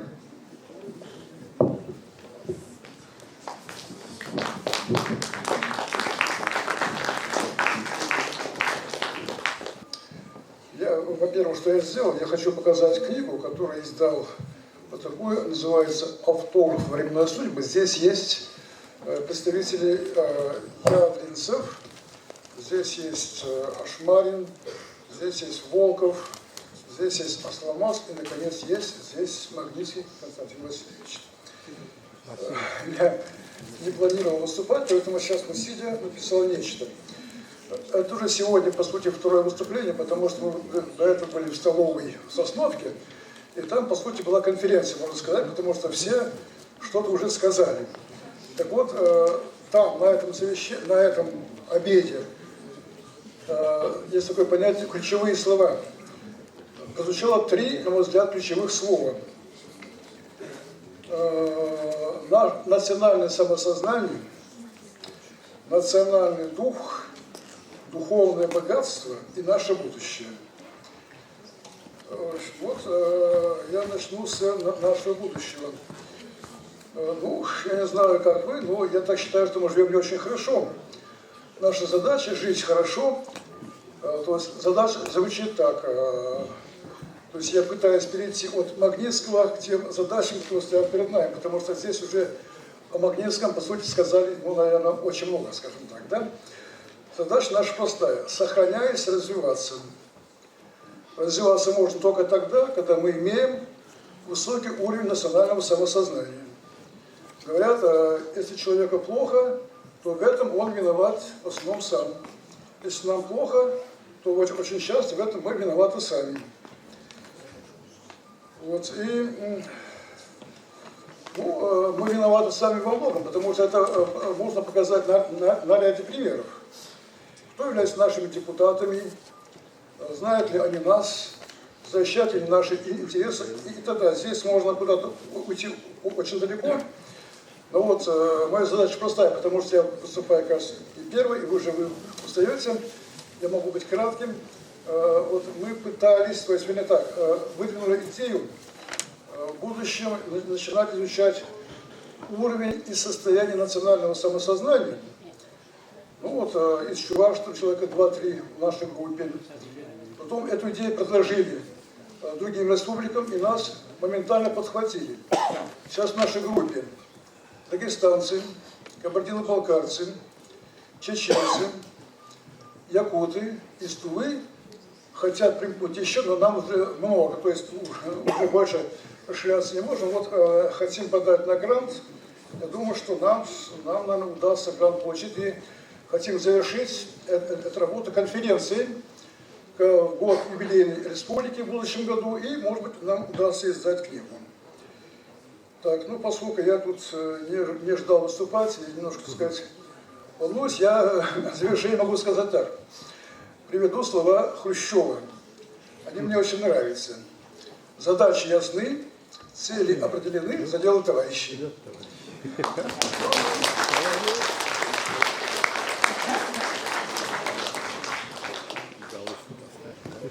Далее мы слово предоставляем Морозову Леониду Петровичу, кандидату юридических наук.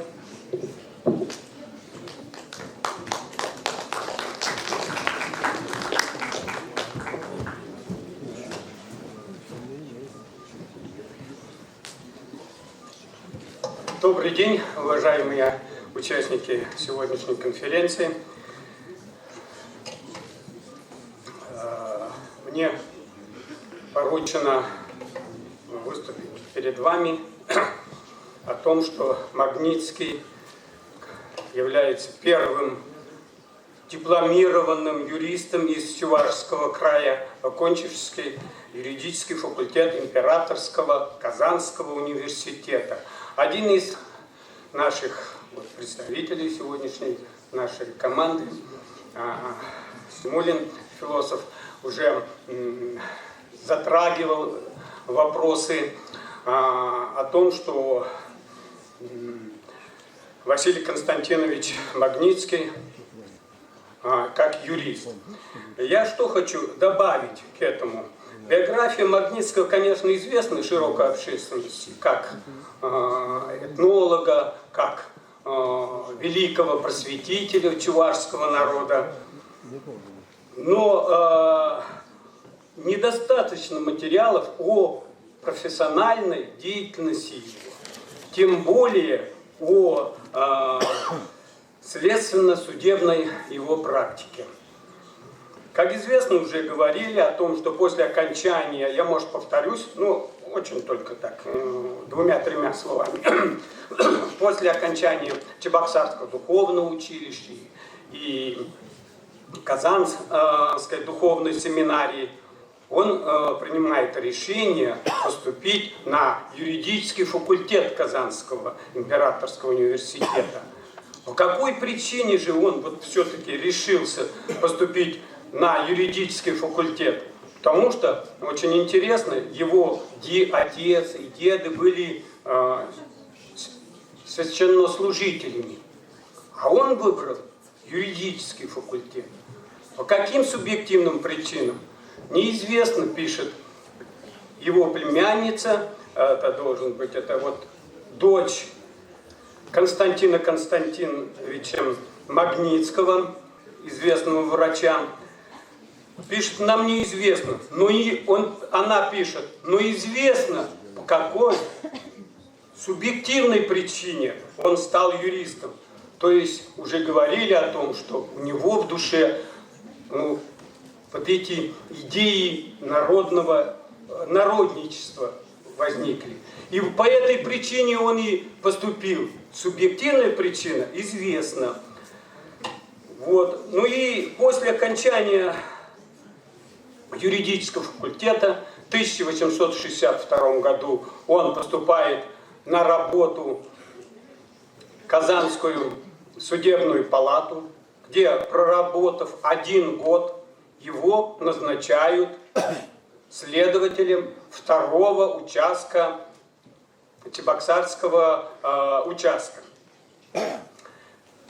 следователем. Очень интересно то, что кандидаты на судебные следователи должны были иметь высшее юридическое или среднее образование. У него, конечно, было высшее юридическое, но стаж работы у него было 1 год, а необходимо было 4 года. Тем не менее, его назначают судебным следователем. В 1967 году его переназначают опять судебным следователем. Многие спрашивают, почему так? А дело в том, что в 1860 году состоялась судебная реформа.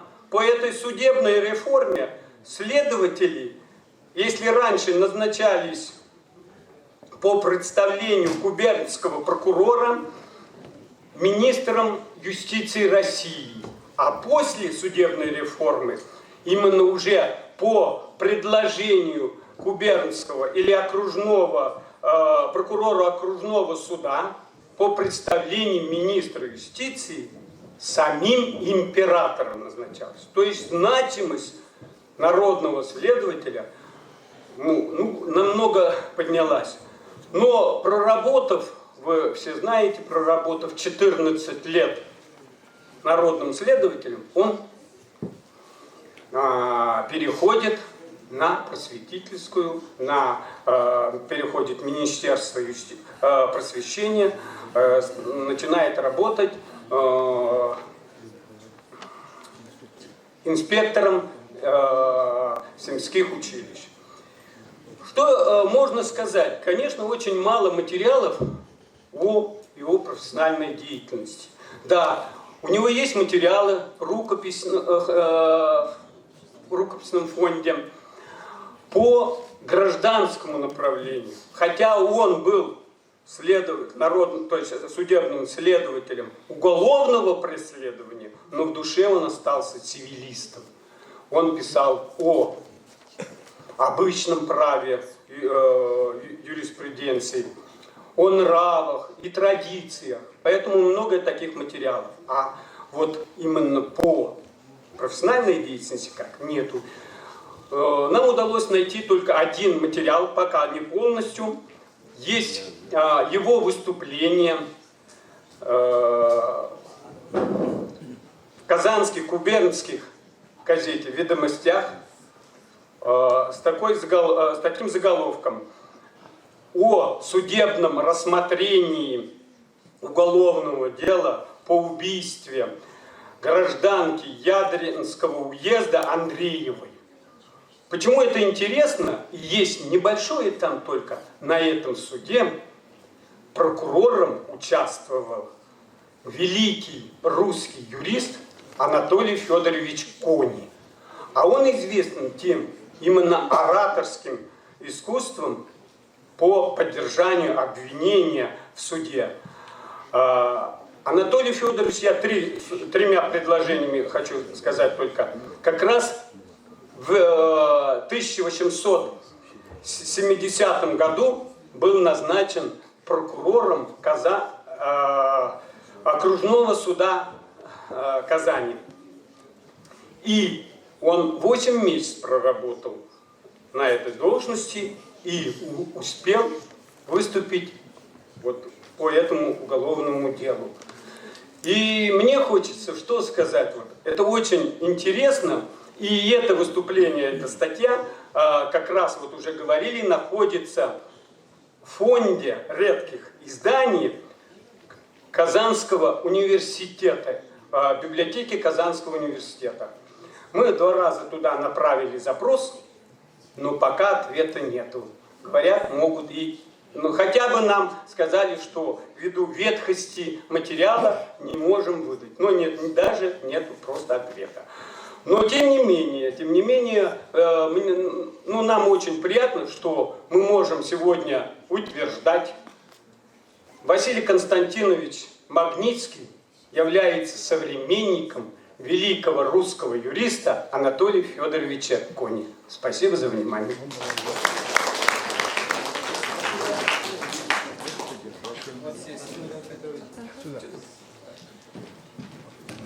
Слово предоставляется учительнице советской средней школы Вяземского района Ларисе Дмитриевне Алексеевой.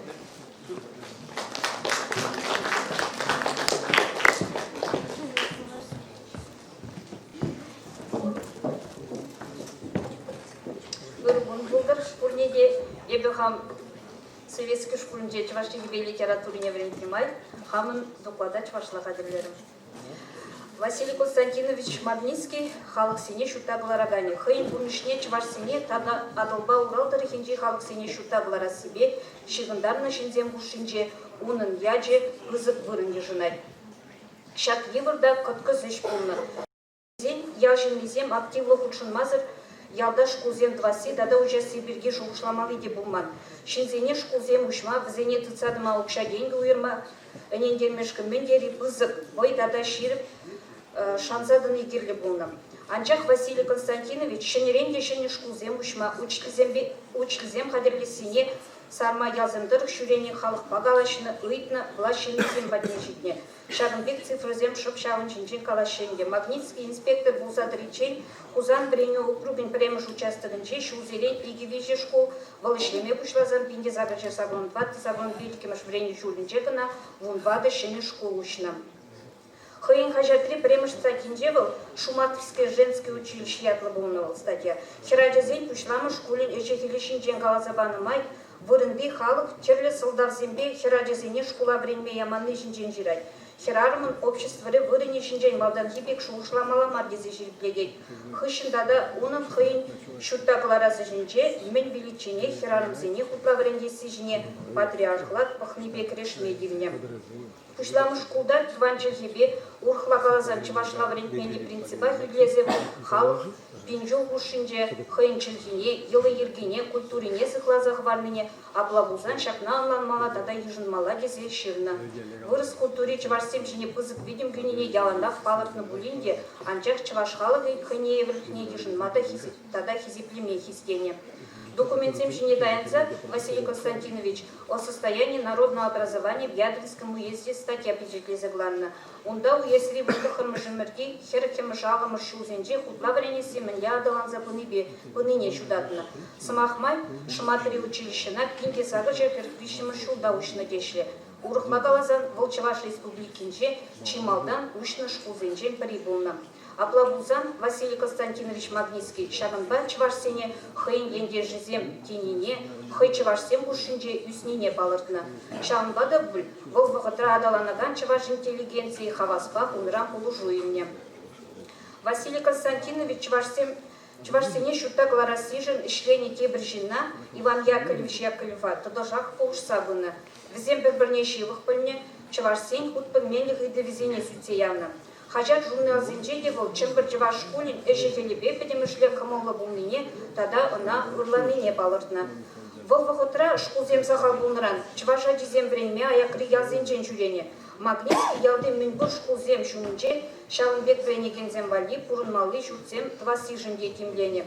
Взем шкулзем жумынже, выл шкулзем жумынже халық библиотекизем, уездри училищем жумынже, теп библиотекизем уже себе пиде пызык поддержры пужаротуна.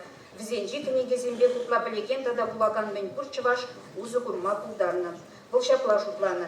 Чываш ялізенже кутпы менлеге педереген тада культурына шиклеген центр школ пулза дырат тене. Ну бұл хали де актуаллы. Школ культура центры. Халиде. Василий Константинович школын врендюбе пулық базине туза хумазыр умра дыраган задачызене тулын такса бама машукине лайкынлан. Шанба бұл шкулзен врендюбе пулық базине туза хурасы тада шерипледесі жіне пызык кимлік уйырным. Кузанды время округи хушныбе лопинде загажер заман жичымы шута. Училищезен пулықне мінле шукламала тада сықлазақ вармалды правил земде туза хадерлене. Шак время округунжи халық училищезен пулықне ергене кірдес шерде пызык вылыне жынна. Магнитский время материала заимели курсе мужчина, унда вренегензем хайделен книге буласа, и учитель ерце буниве хайзен пилимне тада юстене. Шанбе курсем абашри, шемжерди, пармасри, тада уты хашпер училище зенже ишление. Василий Константинович вульзарный вунзенже иркерни халық вулави зенде лайх енебе баларзадана. Хрещензем жа булав зембе хыды интересленне. Чварсене шутаглара сине Василий Константинович полностью левиду загуна. Тогда наш кузен бурла полножа кце пынывал. Хейн замахне шудедытна.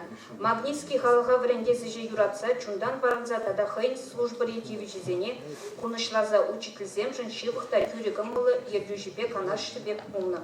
Вол шкулда вренеген зембе учитель зембу шинджен, чилай, худшуну зембуче. Взем берберне хизеплеси шинджени гисленчер, тогда школын минбур эши шинлыға балырса тыдыр тезе тырышна. Вренеген зембе ашшибе гырыгамылы болна, ажа зембегек полнывал. Пиндезагрышы шитмеющичим шулги апрельде Магнитский Вятка губернинчи Буржим уезинчи халық училищеден инспекторын ішіне көліне. Шағын күшін халыға жұттағылар асыжын, школден ішінекін не лайқлада сыжын, шынезене ұжа сыжын, үрмиган метрышына. Пиндезагрышы загон ватта сагон ұлтымы шулзенде шеш, водорвижі шыне школу үшна. Халық училищеден инспекторын жезембе жүрен жүхневал керек штабы затурсанда, шуде же ергелес зе пырасы шви, шитменік сене дупса балыртна. Хейн очо жүзенже был бренеген зембе брендеген зен, бурныш условий земля бұл пулныне балыртна, візене пулшма ыйтна. Пенсия духсанда Василий Константинович шудышне брахман. Хажар журналзене тутышах бак халық сен проблеми зембе шудыш тематикебе жинна статья зембе очерксем, заметка зембе терленчиксем шира-шираяна. Пархарызах темеже школ попечителі болза, візене сарза лайклада сыжын, врендеген зембе вренегензене лайхрах условий зем туза парасыжын тырышна. Иван Яковлевич Яковлев үйтнебе экзамен зем иршынны жире худшынна. Чаваш интеллигенции бе хутла вренеген чамыксен чичилых тузи болза, візембе шигынут цадына. Магнитский халыға жұттағылара зішре Иван Яковлевич Яковлевпа першу ушлы болна. Алла алын шлезе бұны. Унын педагогика мелізене зевлегензене, чавашсене ғывыртақ вырыслада спулат, кезе кышқараганзене бітлене. Волпаден пурны тыршыбек, вырысмар халықсене, тыван жерлебе врентме келвежінжен галаны, хейн педагогика ішінже шак тілебе пурны жак тсе бұны. И бирге шымат енже пурнаганзе, Василий Константинович Магнитский, ырыда пархадарлы жезене ялана хасра тыды бір. Унын пурнышбе бұлдарулықне тишкерзе, тепчеві жезене, ажазене де, тепчеві жезем жирма ажазеде, малашне, худшындары бір. Сандович Лариса Дмитриевна, Матур сын, Тарыхра сын ялдан, епі сирен шана пырынде, Магнитский перейти валданах. Слово предоставляется директору бюджетного учреждения Централизованной музейной системы Ядринского района Алле Орестовне Ивановой.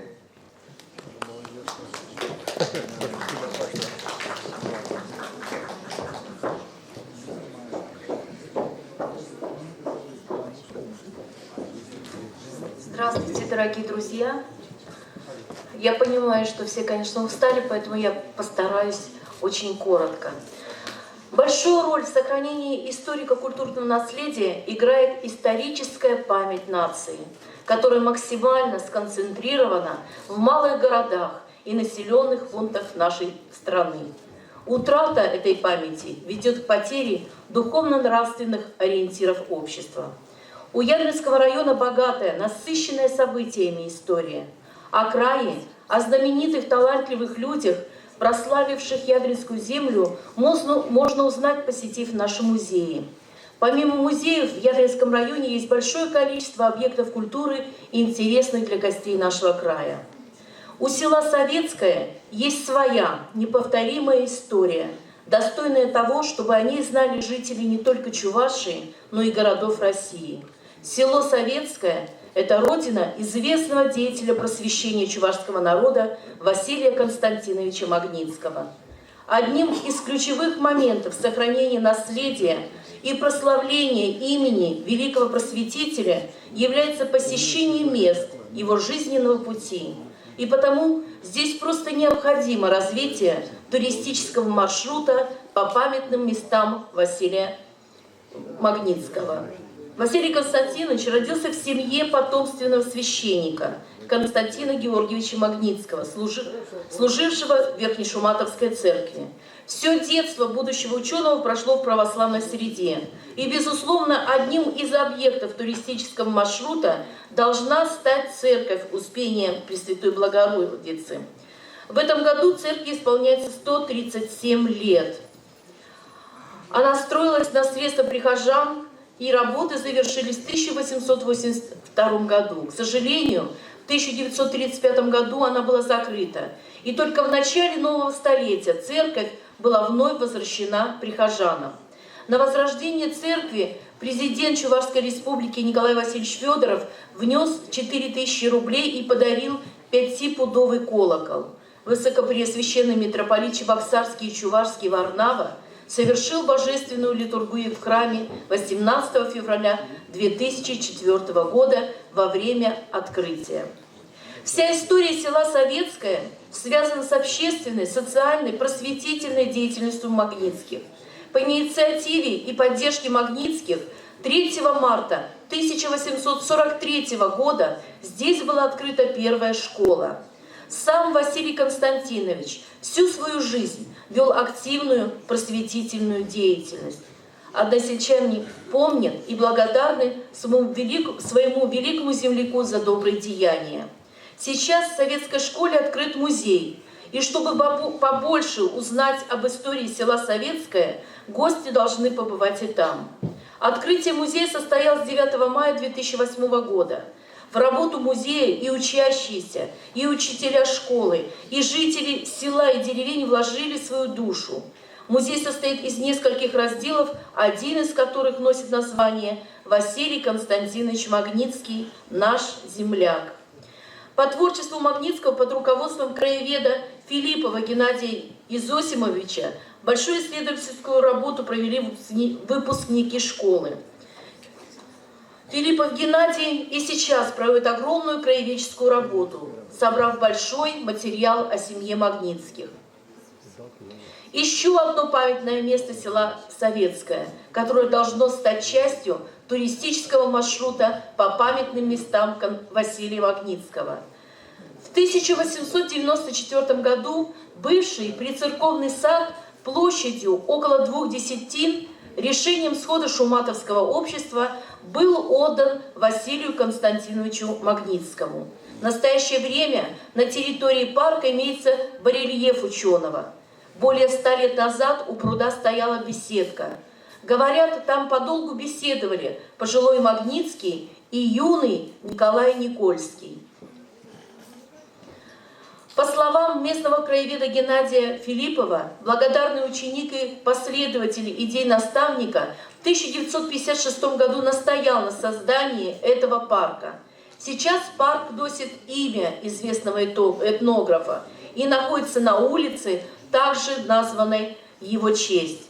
И просто необходимо этот парк привести в порядок, почистить пруд, восстановить беседку, облагородить. В последние годы Василий Константинович постоянно жил в селе Шуматово, ныне Советское. На старом кладбище под кряжестым дубом, кстати, единственным в округе, под чугунным памятником покоится прах ученого. И это святое место должно стать для каждого местом поклонения великому ученому, прославившему не только Ядринский край, но и Россию. Конечно, чтобы туристический маршрут по памятным местам Василия Константиновича Магнитского начал активно развиваться, все мы, и жители села Советское, и жители Ядринского района, должны приложить огромные усилия, чтобы облагородить место, где родился великий ученый, сделать его краше, чище, уютнее, а значит принять участие не только в субботниках и других подобных акциях, но и призвать руководство района вложить финансовые средства. И только так, все сообща, мы сможем с достоинством приглашать гостей посетить этот туристический маршрут и с честью хранить и прославлять имя великого ученого. Спасибо.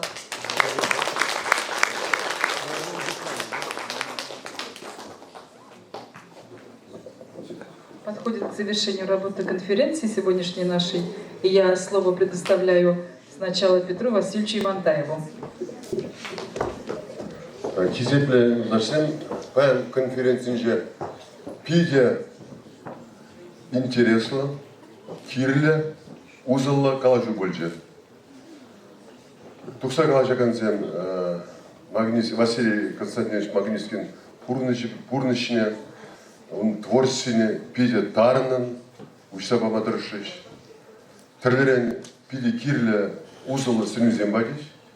И сейчас я шуда илзе, кундай бір қадірлерімір паяги конференциян кіске ерінуіне. Ерік барады боласы, боласы барады. Выросла жерным. Считать одной из основных направлений деятельности Академии усиление работы по изучению творчества и научного наследия Василия Константиновича Магнитского.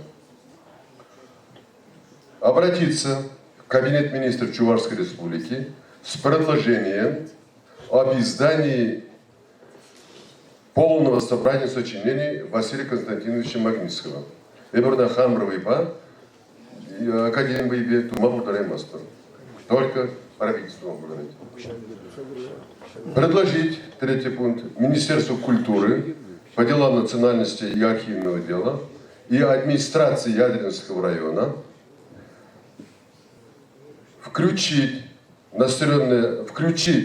село Ядрино, село Советское, город Ядрин, связанные с жизнью и деятельностью Магнитского, в общий туристический маршрут Ядринского района. Четвертый. Предложить Министерству образования и молодежной политики Чувашской Республики расширить краеведческую исследовательскую работу учащихся. Мы для этого не было всяк. Кушмалы жоқ? Пожалуйста.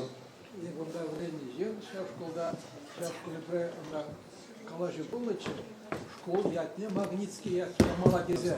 Шана борша вот вопросом ксаду хмала школа все скрыть школа. Значит Магнитский ятне ятне бараш школ школаден. Пурсеню советский ялинчи школа Магнитский ятне парасы жинжен шлеме дединма. Но умбекеда бамабулать шам жухне мажут па. Хачан шак школан пур мелегламала пуласлых. Енженде был школын пуласта пулмазан, школ даврен наш пили гулдача, школ имеющий на хубун мабударать, вара умбек школ ятне барзебер гуна намскура программ.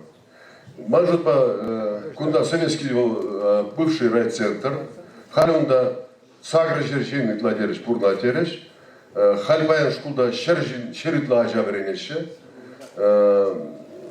пурны шлайх кайзан, мелегламаха шинзем таржсан, ажазер жучи юсмеде булдарать, и школу пуластаки пур. Шамбада день эбр тугат пар сынюбе Ядрин район администрации батне, шак идова, посадукса, тишле южную дума. Билжет биржай бик сынюбе. Васяртим изертим калашын чып малая. Ну, халюга юрамач. Нежелательно решение ежегодного вычета. Васяртим чиленесін? Так, Таргаш, тогда мы резюмизем была еще. Вара, кам, Таргашын, кам зимі? Тогда кам, Шагынбек, ежнуба килежесте, шавзене, ала зенейца сазлабайдады. Килеш, шук, Шагынбек ежну турмыр, Хальпилин шан зене таварза, пәдем зе выягурза, Магнитский, тогда ты ученый зенятне, шулі жая жеклеме, взем творчественне, взем пурничне, тогда хлайхра, тальзе дома поюхумалда шлемеле. Там забудь.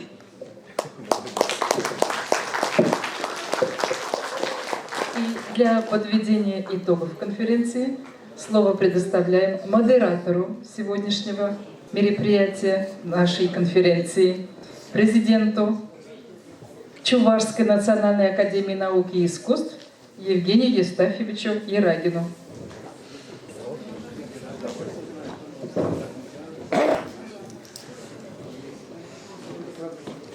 Там, допустим, понимаешь, Бурнеде, Бурзрада, Пугва, Шаганда конференция, где Кильнишень, Бидме Берле Шленишень.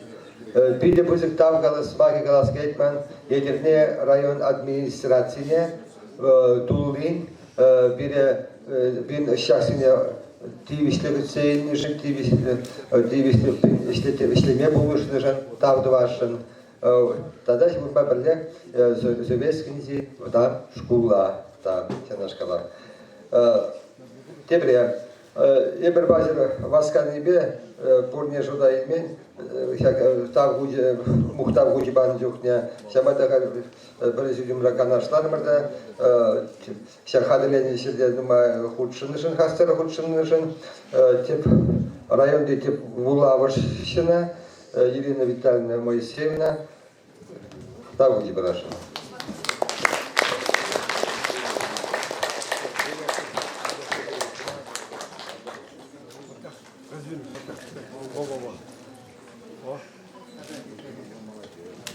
Сяна шкала Матур Булгарычна Щага Вишневский Вениамин Яковлевич Медига.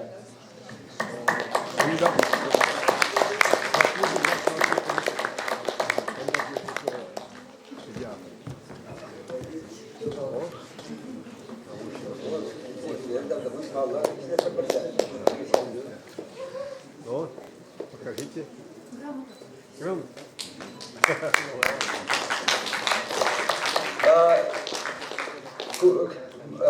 Dacia Akademice Türek kalan bebe doktor ettiğinizden gıdamar bir bu taban halışın ırmi kanmi kunen şirin iştirakan zem. Şambada bir vizyonda bile de geçmiş ola. Acak tırıkınca bağlı işçene Хужалых Пулдар Улышина, Савыча, краеведа, Тавра Брюшине, в ядерном районе, блядь, Николая Львовича Сапожникова, Нация Академии членения. 17 года действительный член Чувашской национальной академии наук и искусств. Но удостоверение Хальца Параппа.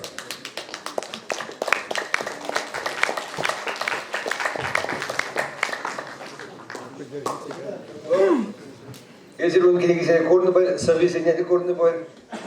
Я здесь пан салам алам бозат и псане варе шагат требундар. Лайк сигар. Пала. Паянхи сумла конференции был не здесь не пидихалась пакилит мичагда. Мы же здесь хамар еднешсе бушинде, чаваш почагазе бушинде. Bir naciydi be pulaslık birgi yalana şerü kalacağıydı nuvaydı.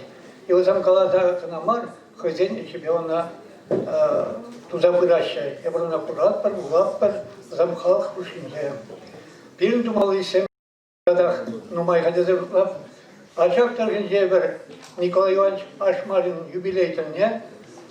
Bunjice yuman, bunjice tomstvarınne. Bunjice yumanlarsa skver uçak vardı mı? Хайюманзем уже хамардан юлдишин еще вот иде сумма памятник зарытлап. Тумалайшин женек бир краеведсен вырынды башаксен тизенде республика хамарын палла архитекторы горван ятне шеклизде бол сукут ачи полныне доказат тунгышын шабырна тивишле Yergelemede история enjende, enjende. Tebre Kalaskilet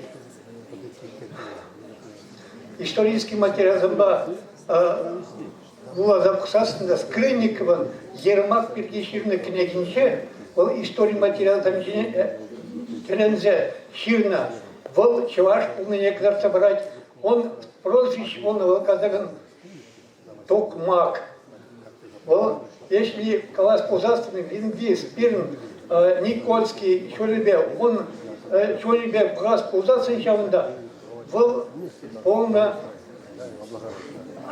Ярмак Тимофеевич, Ярмак Тимекея болного. Каран малlar часто загадаться, возле слова часто загадаться. Халь паинчик надо, мургашанче, Ермакова яльнче, шак, яш патару, Ермак оровик, их тарздем порнаше, шлече вырнди галхзеплей, возле азнаше. Пирн ученый зем, она шак патара, наорца хамар чаваш, ретнек китмиле, и выходи интернет работа, Ермага, немешке, тише, китайцы, тише, анжахны влады. Марвел, вол полно, чаваш, казаки, халга, шелза прогодные. Тогда быстро. Тогда вы шуташны бурднеде, уйрмак шкулатине, шабыксыне, аслысыне, Тембрусире Пурсрада Тавдвадов, Шагмба, конференции Вишленди Тезегаладов. Инициативную группу прямого, да, инициативный председатель. Молодец. Четко, ясно, как перед студентами. Да,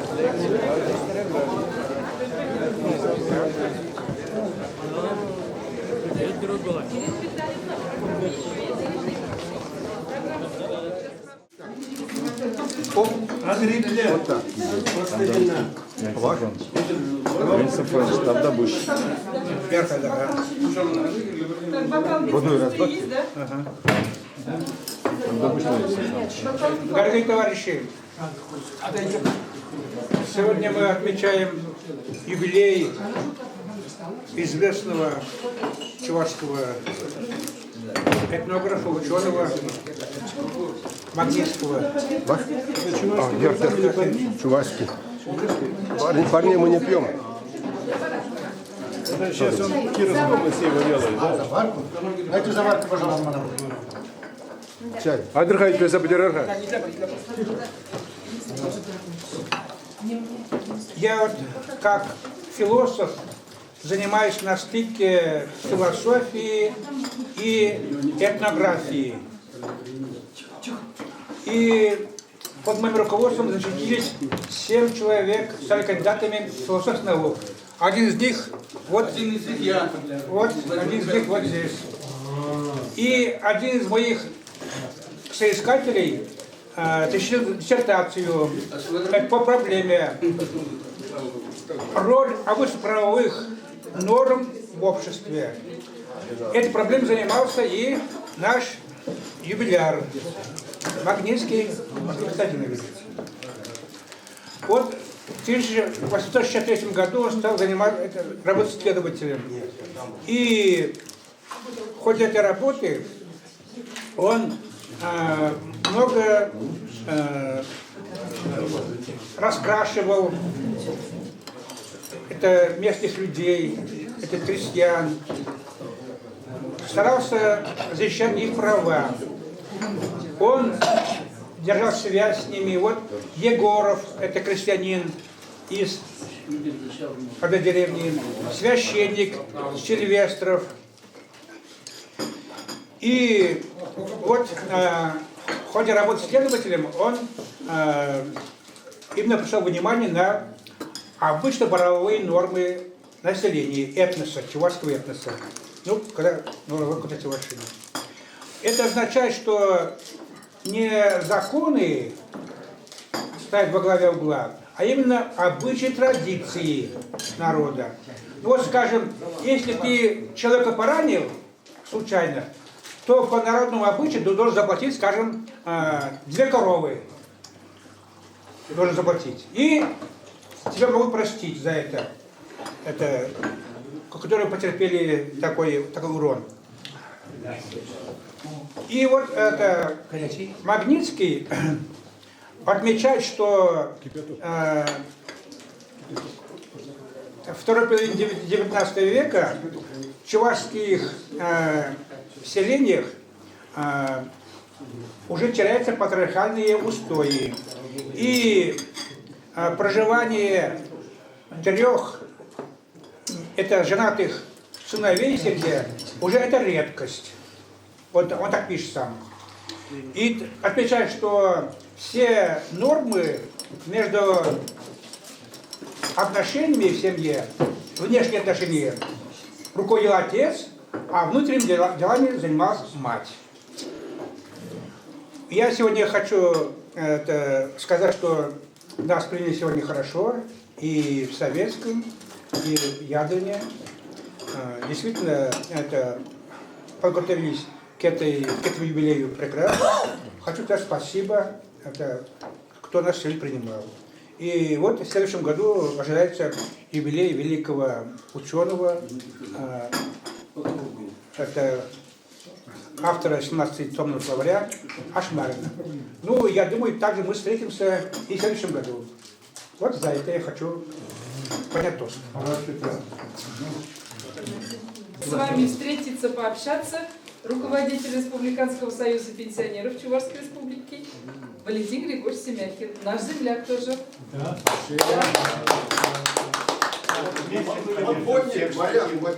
Моряк, полковник, заслуженный работник культуры и так далее.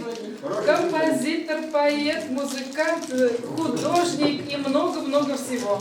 Он у нас в районе ранее работал, общественную должность занимал в качестве председателя Ядринского районного отделения Союза пенсионеров. Юности возглавлял комсомол района.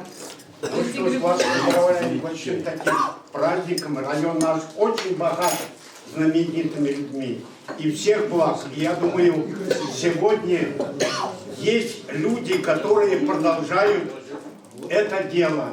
И я думаю, наш район сам Бог велел на таком месте красивом находится, а город Ядрин вообще такое местечко. Всех с праздником.